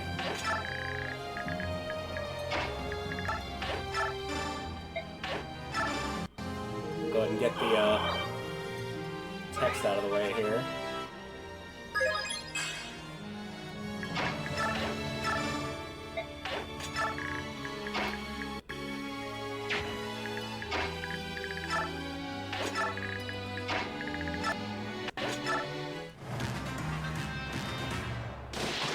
Gonna wipe the floor with these idiots. Because at this point, he is extremely strong. So he's like a level 10 fire sage, I think. So he's promoted at level 10. You'll wish he was higher level when you get him back in part 4, but what are you gonna do?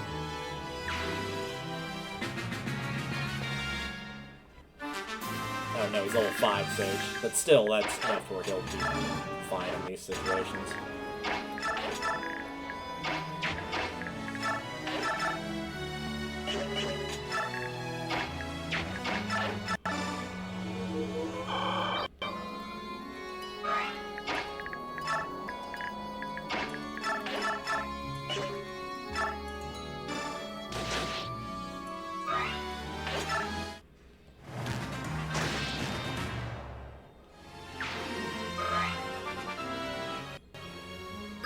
Nice.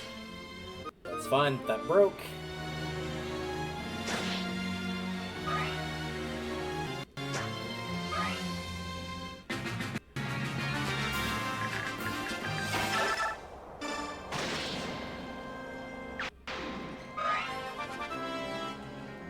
She doesn't realize how many levels she'd gained in just this one alone. It was like 5 levels, I think, before I did a dumb.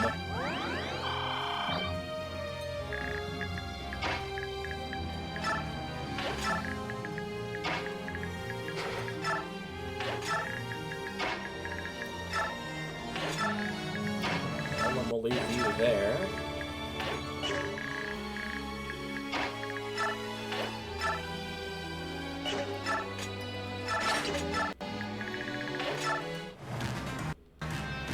Not a very good shot, that one.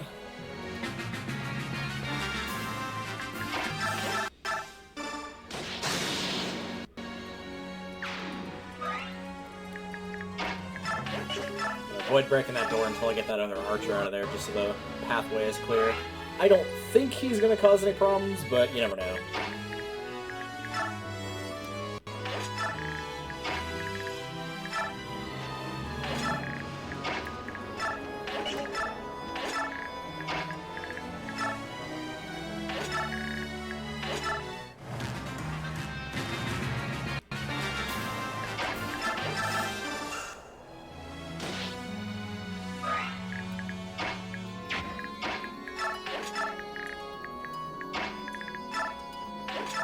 That guy's not a longbow user. Oh, no, he ran off. Okay, well, bye. That guy's a longbow user. Well, we know what's going to happen to him, so it's fine.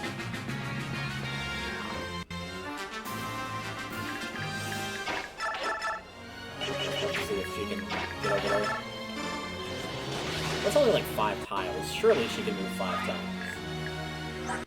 What is her movement? 6. Okay. It sure doesn't feel like it most of the time.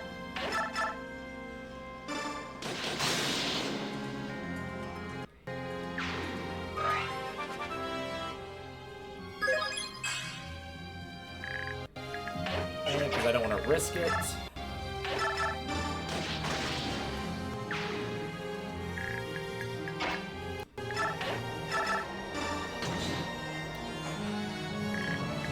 I break the door with. Guess I can use them all anyway. That.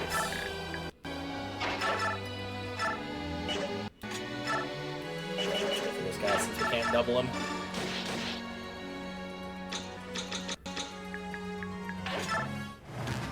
Oh, we're actually not going to go after Nolan this time, huh? Alright.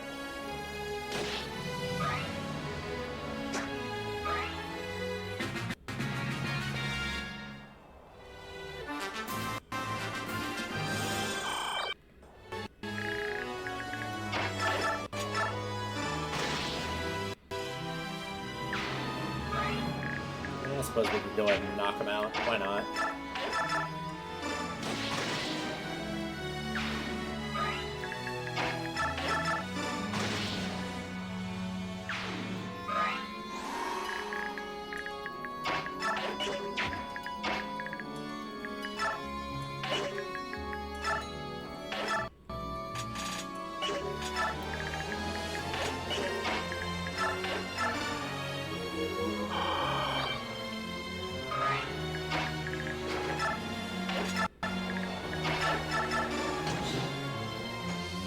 It's nice to have Meg at the point where she can actually take a single hit and not die. That's all she can take right now, but she can take a single hit and not die.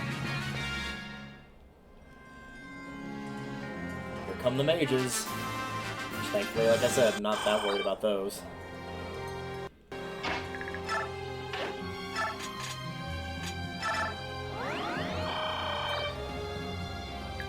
Case in point.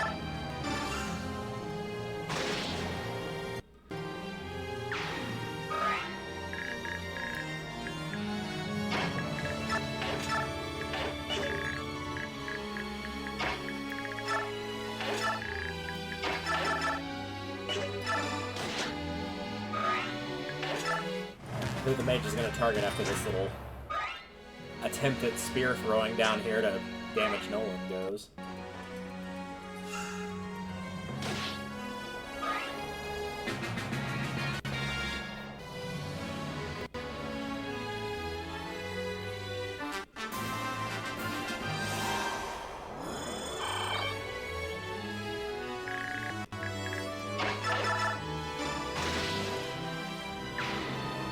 Nonsense is over with.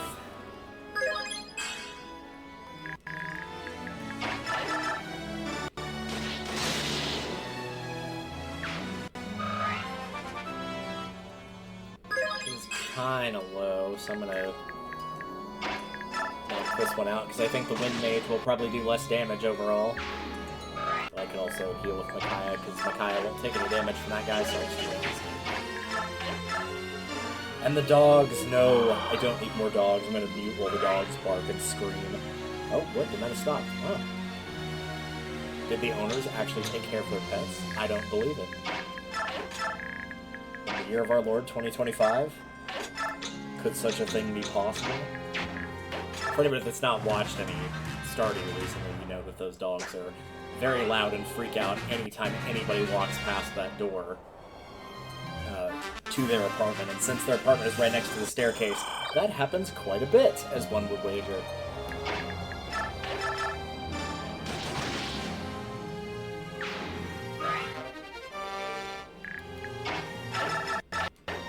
Let's go into, like, full danger mode here, why not?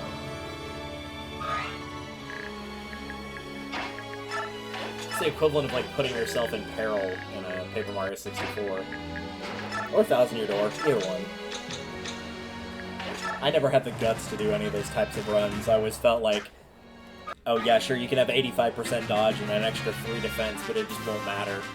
Inevitably something, like, the game will just defy all the odds and manage to hit you somehow.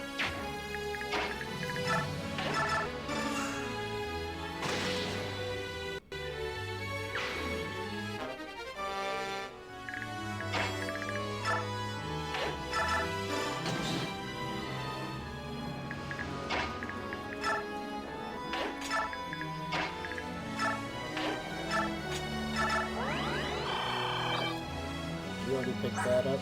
No. There we go.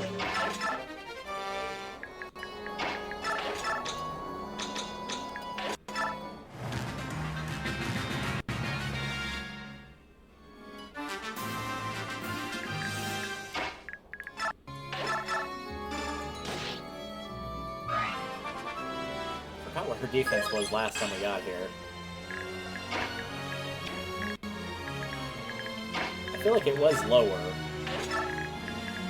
so maybe she'll do a little bit better against the boss this time around.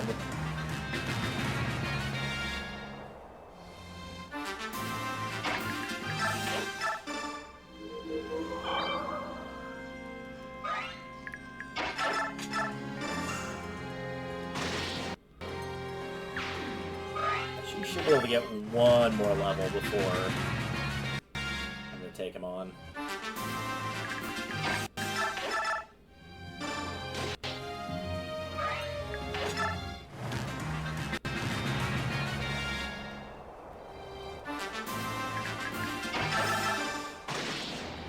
Yep, that'll work. Okay, let's see. Her defense is 16.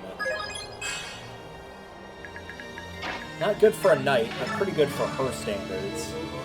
So she might be okay.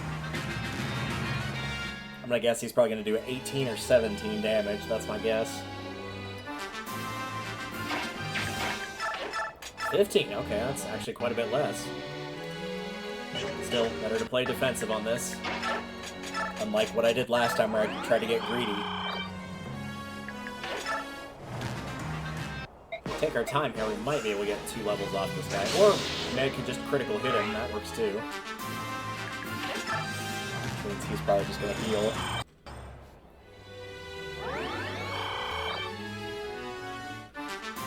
I think it's worth it personally. Because you're like, oh, you're giving up bonus experience because you're taking more turns to finish the fight. And yeah, that's technically true. I won't kill him anyway. And yes, you are right, that is technically true, but as you're feeding that bonus experience to substantially less people, it doesn't matter nearly as much.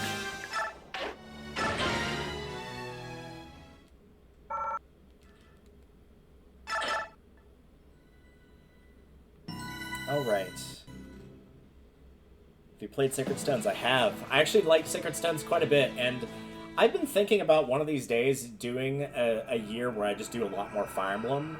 I kind of want to do another Let's Play, either a new one or redoing one on one of the Fire Emblem games. Sacred Stones would be one I would consider. Sacred Stones, Path of Radiance, Radiant Dawn, Awakening would be another one. Not Shadow Dragon, though. Don't even ask. The answer is no. I've played it, I've beaten it, I can't in good conscience do it again. I also know way too many people that got burned by that being their first Fire Emblem game. They're like, yeah, I couldn't get into the series. Which one did you try? Shadow Dragon? Oh, that's why. It's like, yeah, that wasn't your fault. You were just very unlucky in the one you picked, because a lot of people were like, yeah, I heard there was a Fire Emblem game on the DS that was really good. And it's like, yeah, about that.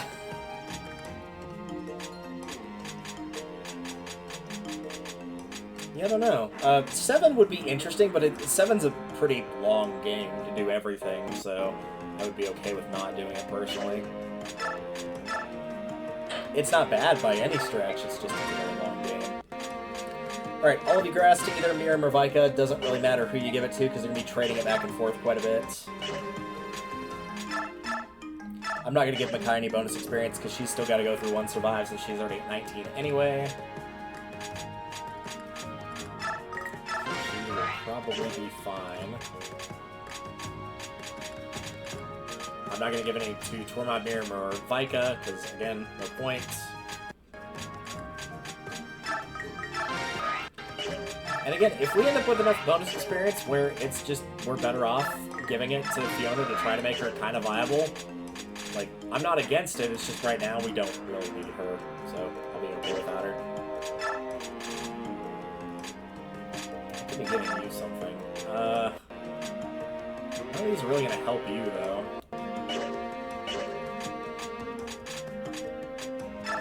I'd rather save it for... well, he can't go in this map anyway. I already forgot about that. Be sure to take this off of Tormod for the end of part 1. Keep it on him for this map, but you're gonna want that later. Shriek you can give... or you can sell it later, so I'll hang on to that for the time being. Okay, so nothing there. Supports.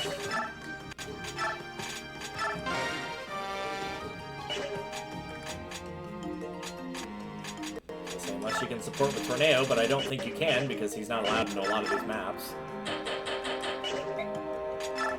I don't feel like I need a Worm Slayer, so I'm going to pass on the Worm Slayer.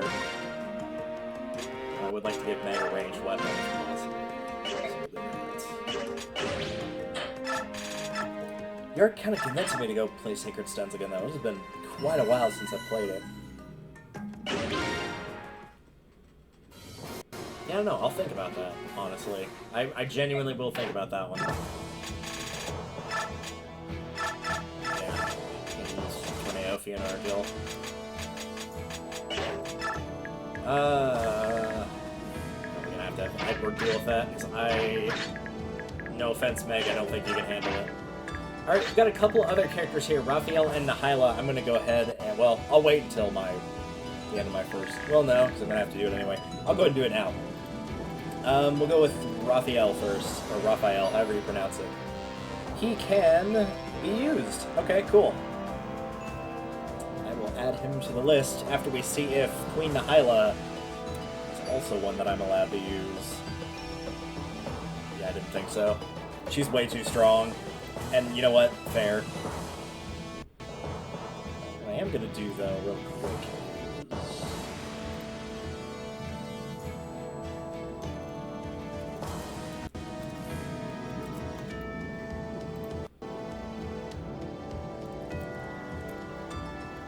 Is that how you spell his name? Oops. Yeah. I've seen it a couple ways with Raphael/Raphael, so make sure I got it right.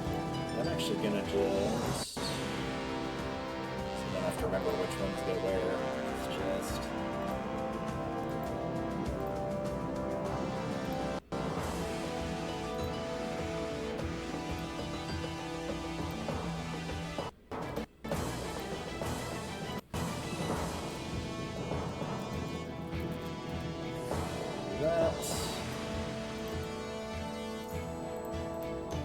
Oh, did it do the...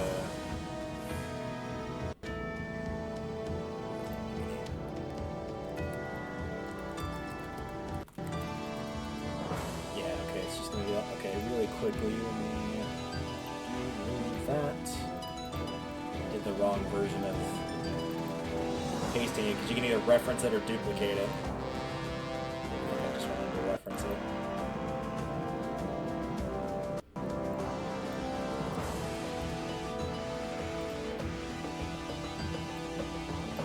Oh, maybe not. Okay, better idea then.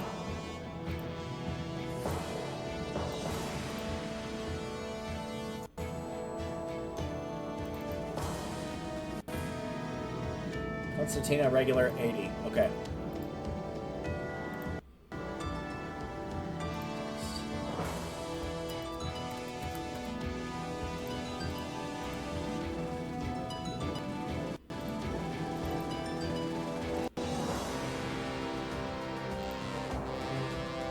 Color.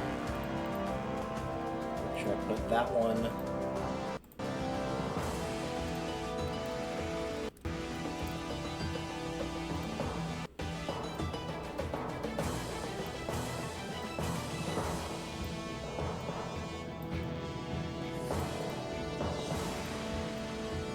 It's not going to be perfect, but I want it like multiple rows so the text doesn't get too terribly tiny. So that'll do. We're not looking for an Academy Award here.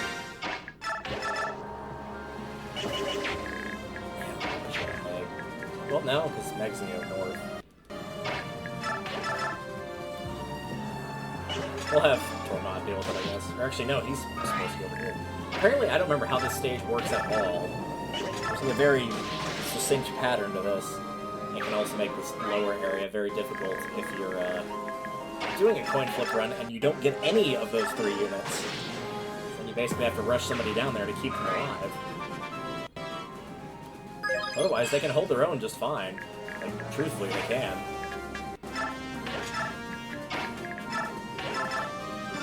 Fine, no one's gonna get 5 of those points right back.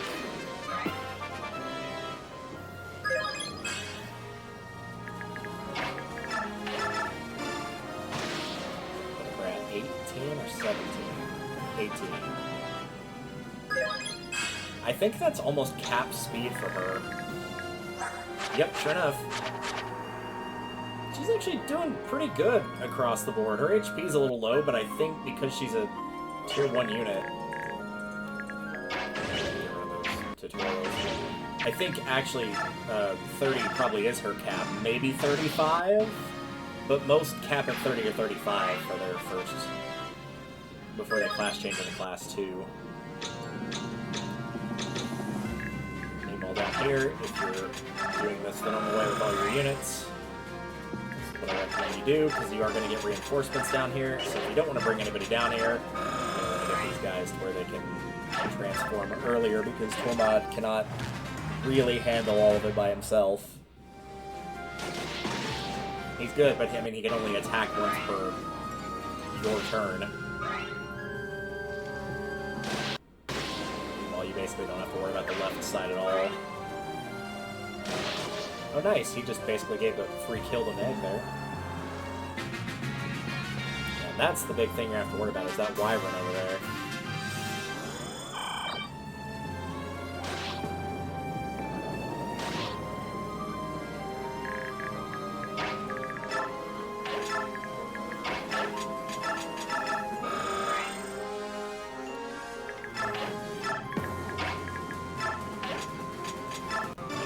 you at least a couple people probably sent Micaiah down south on this map when they had a frail one, thinking like, oh yeah, it should be safe here. There's nobody down here once I kill everybody. And then lo and behold, a couple of the bandits or brigands or whatever, these guys, yeah, bandits, showed up and made a mess of things.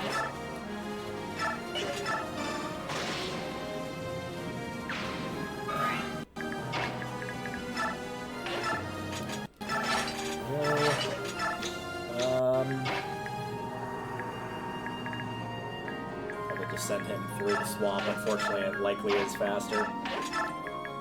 Micaiah down there, they can't do anything. I mean, Raphael could, but no point.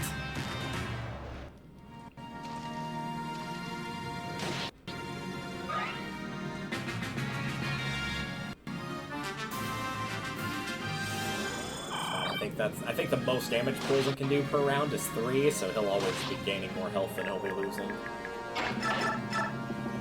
That's the big thing you want Tormod for, is to get that guy out, because he will start destroying the prisoners. This is technically cheating, but eh. Oh, that guy's got range. Okay, let's not do that. That's the one that does not have range.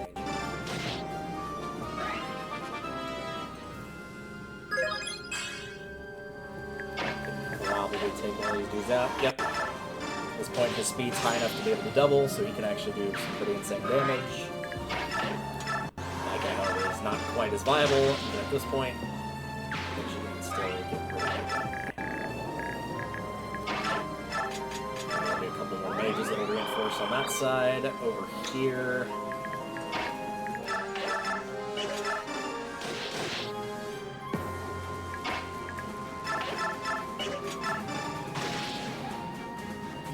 Hand axe finally. Technically, I could do this and cheese some experience.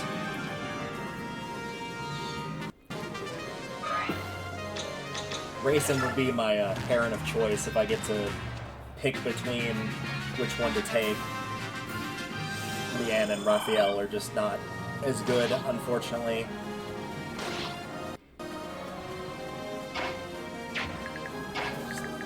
Over here, I think. Not really much reason to move Micaiah, so I won't.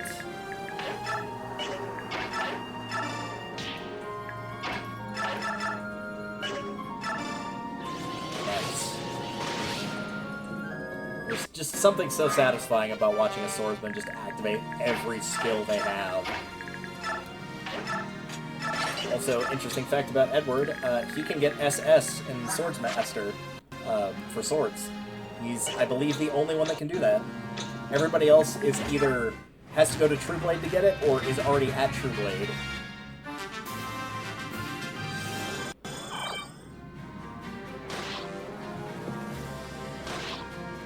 Now, granted, you're probably not going to need SS in swords at this point in the game, I would hope. But you could do it. Unfortunately, I think Meg is going to get shafted again by the movement penalties in this one.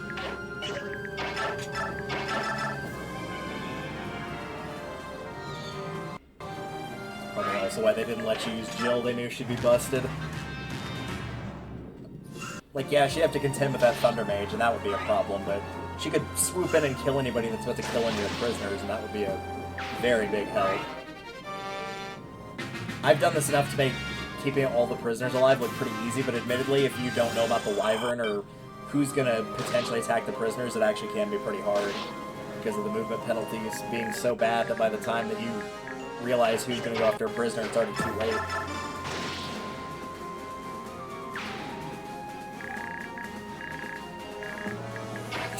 You can do it, Meg. We believe in you. We don't actually, but you know. It's the thought that counts.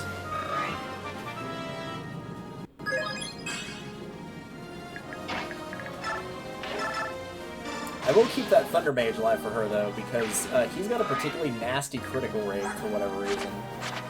Between his L Thunder, which has just a good crit rate on it with 10, and then his luck actually being not terrible. So her having Fortune to be able to circumvent that actually is quite useful. I think the poison should be wearing off.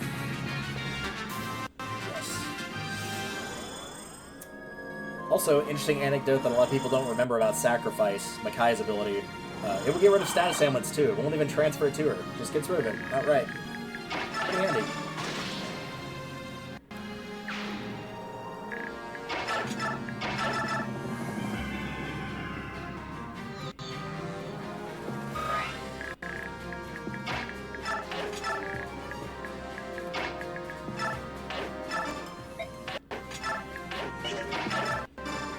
Not doing anything else, you might as well, right?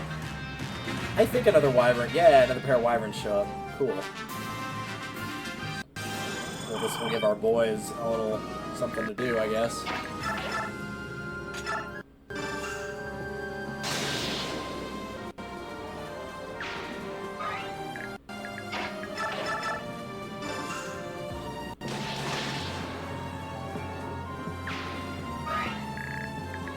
Yeah, if you're not prepared for those guys to show up, then like you're just in big trouble at that point.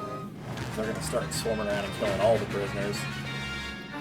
And that is a defeat condition for this. If all the prisoners die, you lose.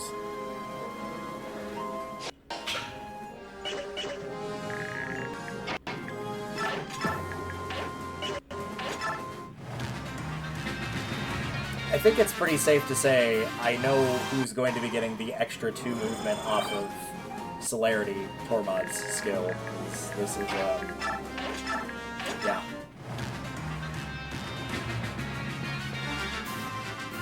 Alright, now that we're finally over here, after 38 millennia,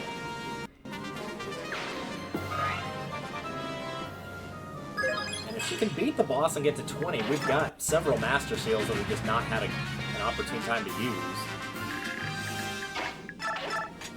15, yeah, actually, yeah, that'll be enough. Just do it now. Bye! Adios, Mustard Yellow Mage.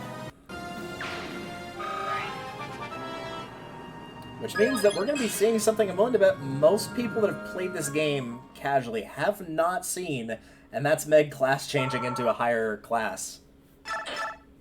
Most people either probably were like, oh, she's good defensively, I can put her on the front lines, and then she died. Or the same thing happened, and then you just never used her again after you reset, because you don't want to lose any of your units, but you also don't want to use somebody that's frail. And again, given what the expectation of a Pegasus Knight, Freudian slip there, given the expectation of what a knight is supposed to be, and when she plays like a Pegasus Knight, it's kind of hard to blame me for that one.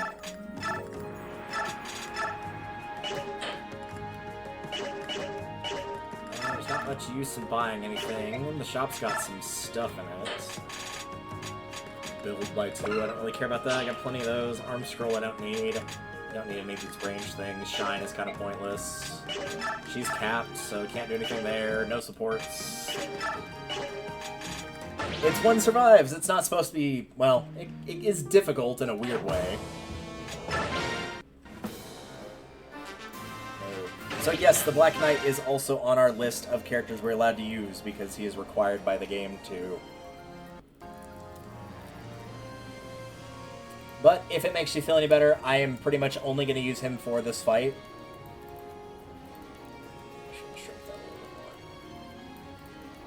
I won't use him for any subsequent ones, and I will try to use Micaiah at least a little bit here. And this is strictly for weapon level. Because there's no other reason to use her. Again, she's capped. She can't get any more experience. This is all for weapon level and nothing else.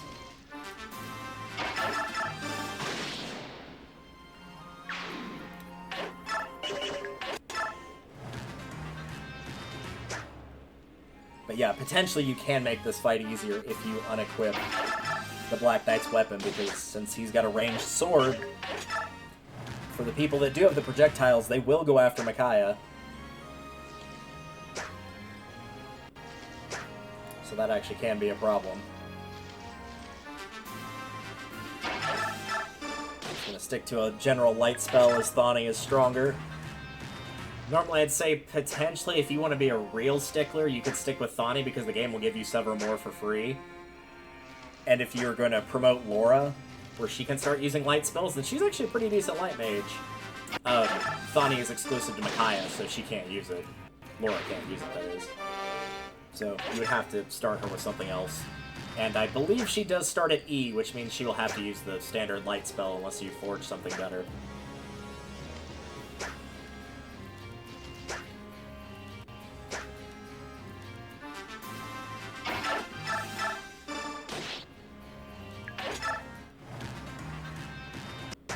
Today's stream was sponsored by the word miss.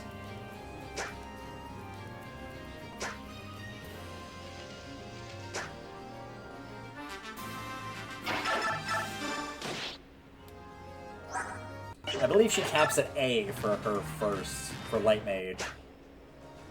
I think it's A for Light Mage, S for Light Sage, and then obviously SS for Light Priestess. It's not too big of a deal if you don't have her at A. I'm trying to remember what Purge is, which is the ranged one she gets in 313. I think it's like C or B. It's not too hard to get.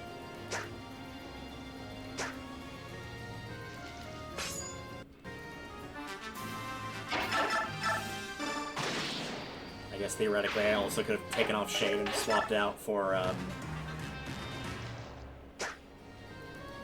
my brain's wanting to say Renewal, that's not it. The one I said I usually give Aaron. I am blanking on the name of it for some reason. But the one that lets you get weapon level up faster.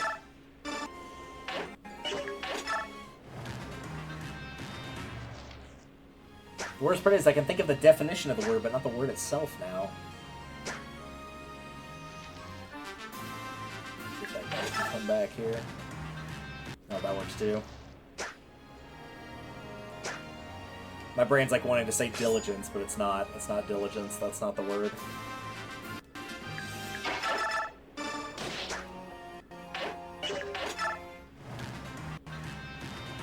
Oh well, it's not important. We're just sitting here and I'm trying to figure out conversation while these jackasses keep missing their shots over and over. Yeah, I can get her to A. And at that point, I'll just let the Black Knight start cleaning house. Because then there genuinely is no point. Not even a small one. Is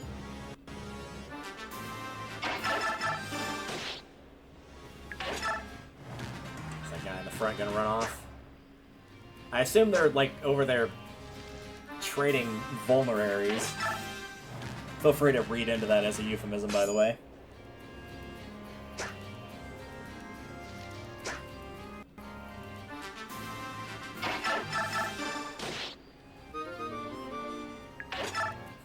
Is he gonna go back off into the bushes again? Yep, sure enough it is. Maybe he's going to that heal hedge, but I don't think so, because he's coming back too quickly. Unless it's a different guy. I don't think it is, though.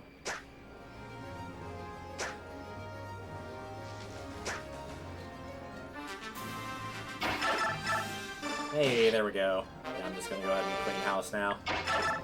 And since the archer's going to be the most likely to connect, as he is more accuracy-based, I'll go after him first.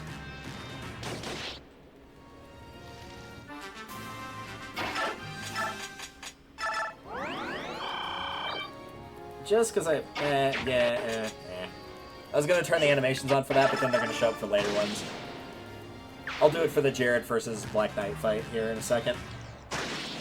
Once he pops up. Yep, there he is. We'll put him on for this fight.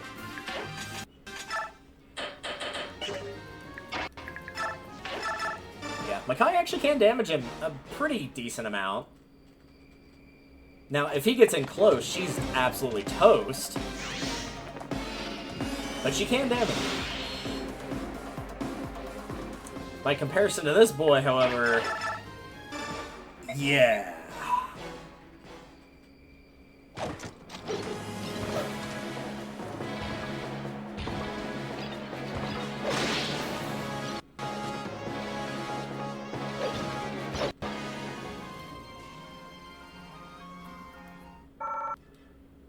Alright, that's one survives done. Now onto an actual stage where you can use more than one character.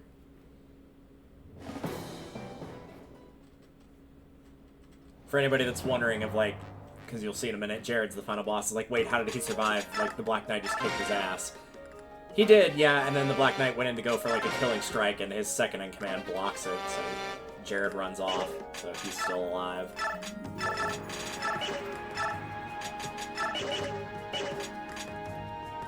Dump those, dump that, dump that, dump those.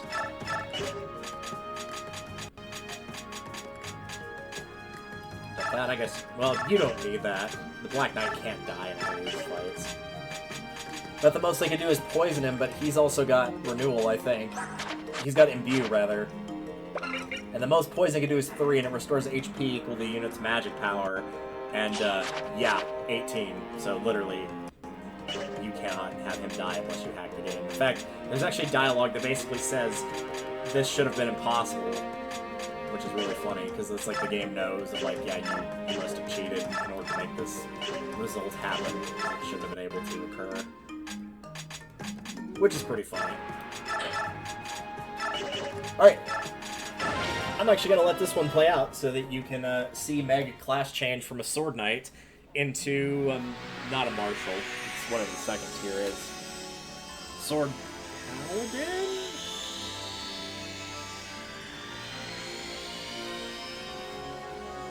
No, it's probably Sword General. Sword General. There we go. I figured it out. We got there in the end.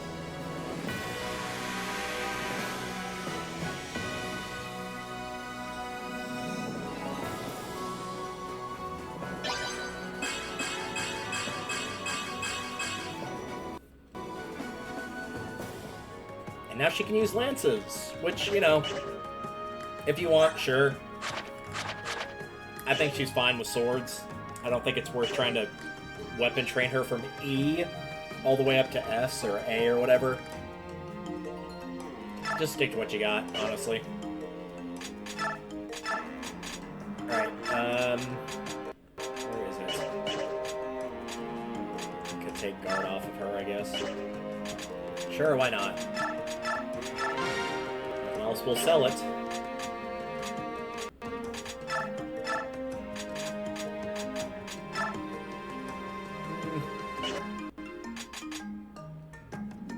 Yes, I mean, nobody really has anything here that he needs, especially. Where is he? Oh, there he is. I was about to say. I know he hasn't left yet. He leaves at the end of part 1.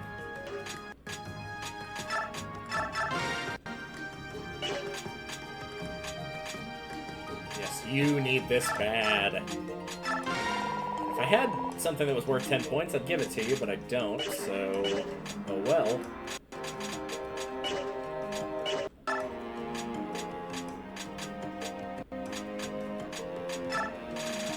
We'll raise to A. Excellent. Yeah, again, Tornado can't support with anybody because he's not allowed in, like, every other fight in this game, or in this part 1 at least. Tragically is pretty normal. So how do her stats look now? They actually look okay. That HP is still very, very low. For a knight or general. I'll probably keep sticking with knights. It's weird, like, you have knights, right? Like, the big bulky armored guys are knights. But then also, like, Fiona is a lance knight. Like, the horseback units are also knights, which is why I usually call them either horseback units or cavaliers, which is their old name that they went by. Because otherwise, it's just too complicated to keep track of, like, wait, why did he say a completely different class? Was he referring to somebody else? Nope. The game's just weird that way. Out of curiosity.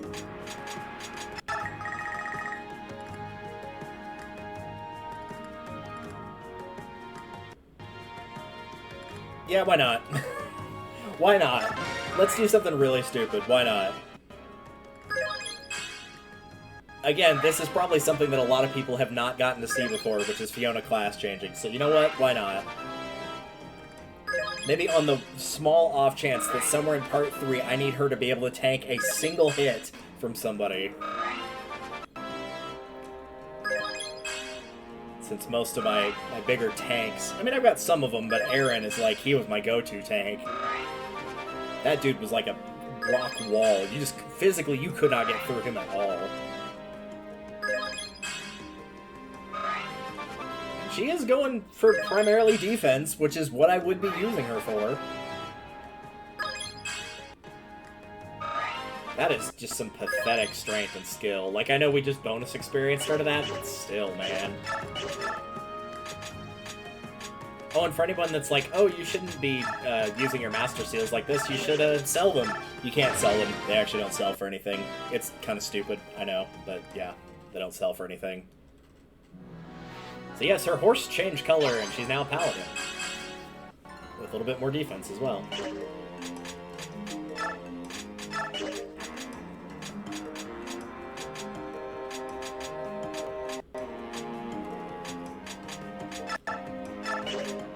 Alright, so you're good.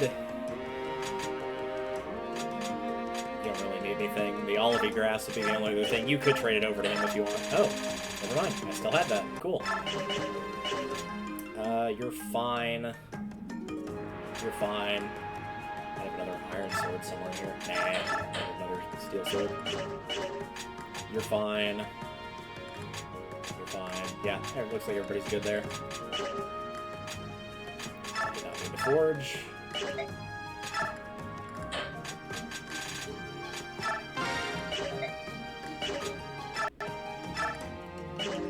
think we've done everything else, so... I went to go check my phone, but I forgot it's on the charger right now, so oops. Alright. Time for Dan Arise, otherwise known as the final part of Act 1.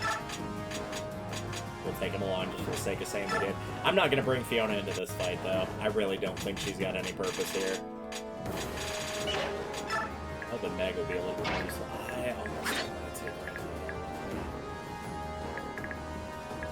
Yeah, I think I'm going to not take Raphael with me. Just because it's going to be really hard to keep him as protected as I would want to.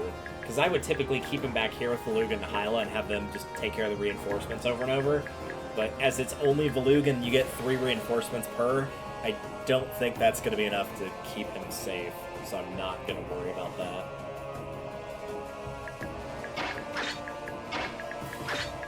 Alright, let's see how this goes.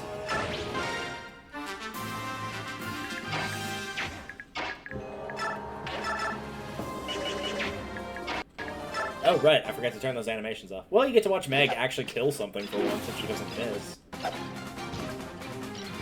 I'm kind of hoping she does now. Oh, nope, she actually connected. Nice. That was a battle animation. It looked like she tried to stab herself in the foot and she missed.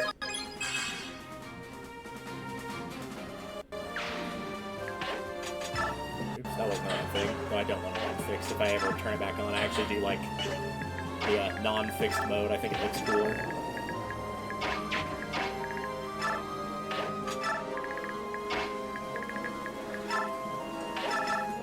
Yeah, let's Brave Sword through this guy. Yeah, if you get Adept and cancel and use a Brave Sword, like, honestly, at that point, they might as well just go home. Like, there's nothing they can do. They just got stomached out of being able to attack for like 5 rounds in a row.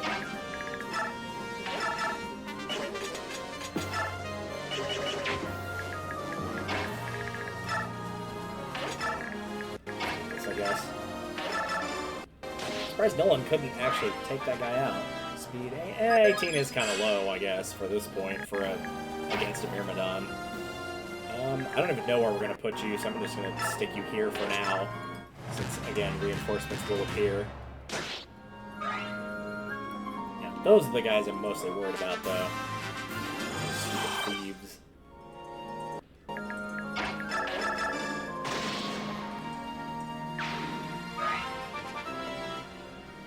Alright, from here...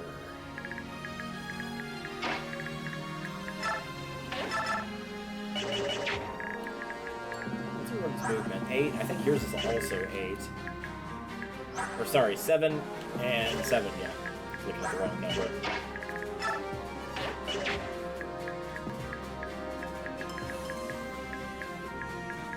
Both are basically the same spot. Okay, so who's lower level than Edward is? Okay.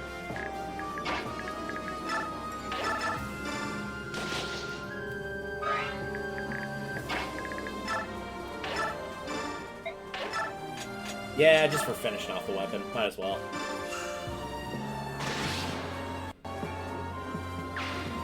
Oh no, it broke. It's almost like we knew that was going to happen. Thanks, I'm going to be able to... Yeah. Looks like a job for Superman. I have seen the Black Knight miss the first shot on that every now and again. It's rare, but it does happen. I think that'll be a decent enough spot to hide Soph. Yep, here they come already. See?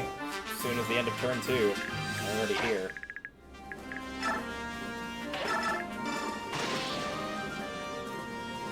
The Luke will be on the duty of getting rid of the reinforcements.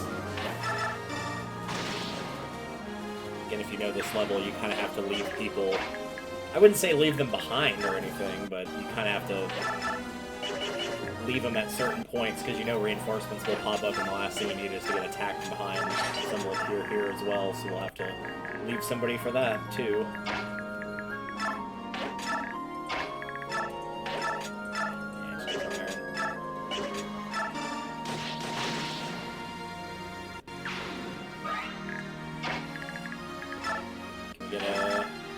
Nope. Looking for a little bit of a skill finesse there of just adepting him into oblivion, basically. But, oh well. That one's not that big a deal. Like I said, it's mostly going after the thieves. Oh, he's gonna run off and heal. Wow. What a weenie hut general. Oh, we're already starting with the reinforcements there, huh? Okay. I can get the other thief out now. And that was the important thing.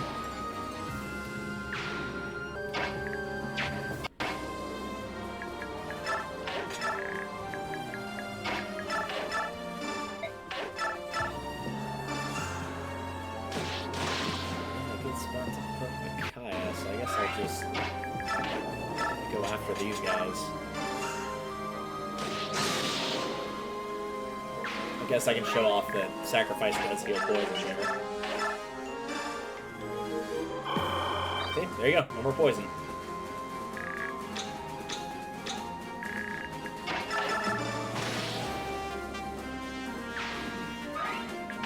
Any more reinforcements there? I think a second set pop up on that spot as well. Oh, you've got a ranged one. Look at you all fancy.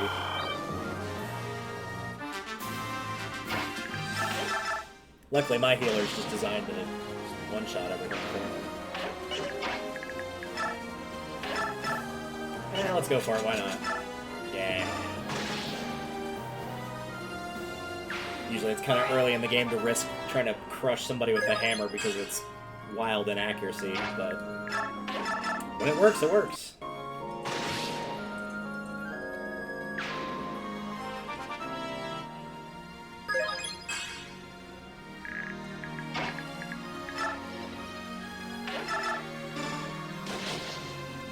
I'll have the Black Knight here, but I'm going to try to basically only use him in case of emergencies.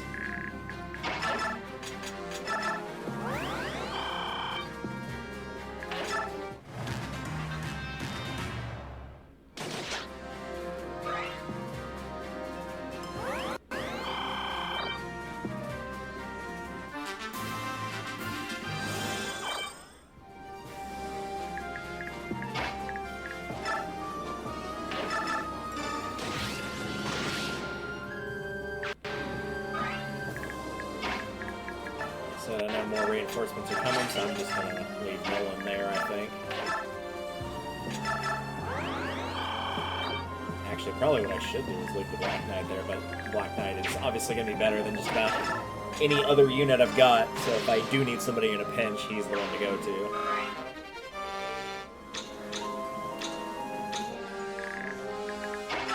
Just on the off chance. I doubt it's going to make a difference, but you never know. No, I'm not using Soph. I'm just trying to keep him a little bit more tucked away from any reinforcements. Yeah, by all means, send the Myrmidons a bag. I'm not worried about that anymore. Her speed's much too high for them to be able to double her. And if anything, she's going to double them.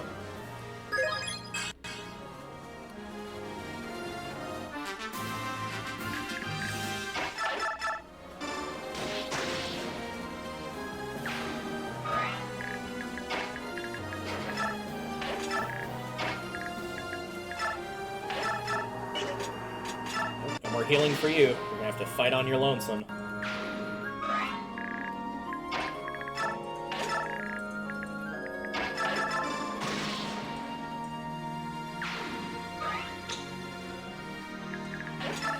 Luckily, I think if there is a second setup by Nolan, I think it's only that second set. I don't think a third one appears. So if they show up and he takes him down, then I think we're good to go on that front. We can send him back up. Actually, kind of leaning towards sending him back over there anyway. Just put Silver over here.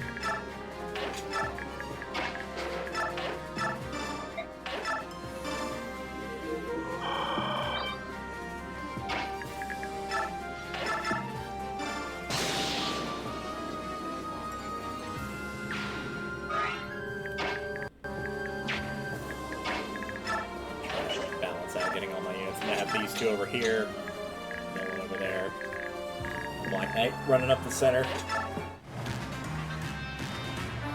There's basically two schools of thought there. You can either do what I just said of like have your units kind of do a three-pronged attack so that they kind of have to decide who to send where, or option B, which is you kind of let them all funnel through one section. Ah, there are more of you.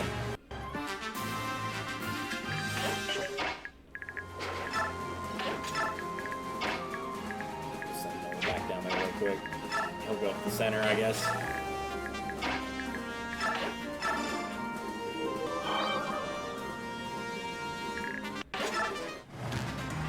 Well, that was a dumb thing to do. I don't know why you did that. He would have been better off waiting with the rest of his group, but no, he had to go off in solo like Genji in Overwatch. He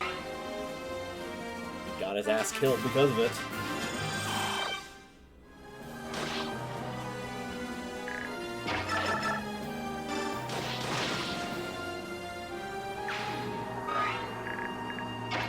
There, I'm not gonna do that same stunt with the other two. That ledge advantage, disadvantage is a big deal, and the only reason the Black Knight can survive this is because he's the Black Knight. Everybody else would be much too hard for them to actually connect any of their shots, so I'm not gonna try.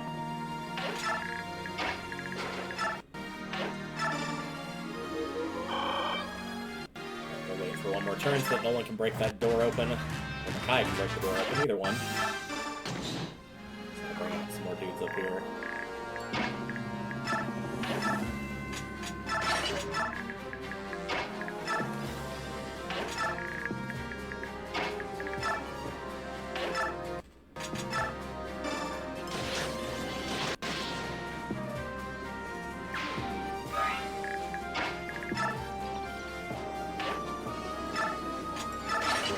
Stick with Iron Sword. I kind of want them to target Meg. She won't take as much damage. Edward's got a good dodge rate at this point, but every now and again he goes back to his ways of old. By the time he gets to True Blade, though, that'll never happen anymore. It's only like early stages of like that, early stages of Swordmaster, where he tries to pull that stun every now and again.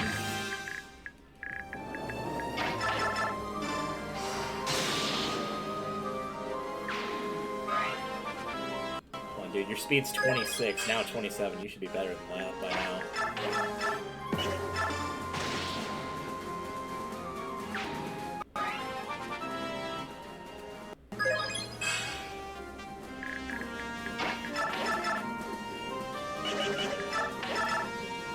Maybe we do go with the hammer here. Maybe Nolan's the one that's falling behind here. 7, 7, and 4. Now, level-wise, he's not, anyway. Interesting. Alright, well. We'll just, stick here for now. Meg, I think, is the one that's got the chest key. Is he,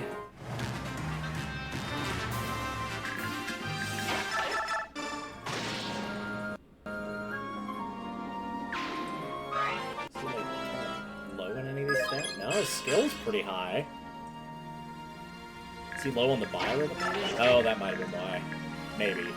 That's the only reason, I don't think, but that would explain part of it. Go ahead and take that key from you. Gotta Parody, which will only be useful at basically the last fight of the game. It basically negates the skills that both you and your opponent have, like all your skills, supports, terrain bonuses, and just fights on raw power alone, which usually would be pointless because typically your skill is going to be way higher than your opponent's, but there's one case where it would actually be worth making them lose their skill because it's a giant pain in the ass to work around. Everybody that's played this knows what that is. But if you don't, I guess you'll have to wait till part 4.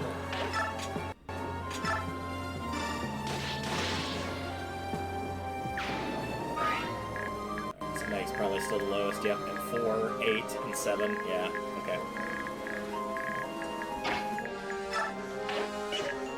Should get the support bonus from Machias here, which will help. I don't think anybody else has a key. Apologize in advance for the flashing lights here. I hate that it flashes like that. It's awful. Like, it hurts my eyes. So, yeah, apologies.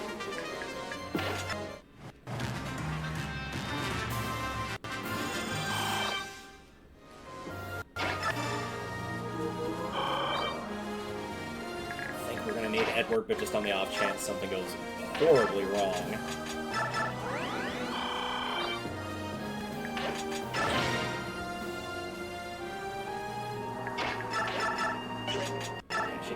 Hits. And again, thankfully, one of the upsides to using Meg is that you do not have to worry about critical hits. You can just completely ignore that number on your opponent because you know that it's going to be 0.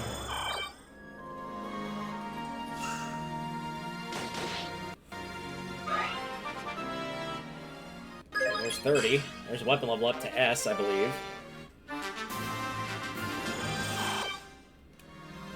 Yep, that was S. Alright.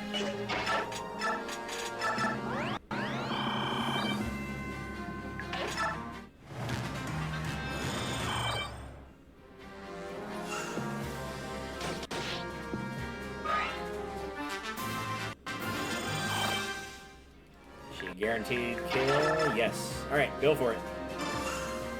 And a critical just to really add insult to injury, as if being killed by Meg wasn't enough.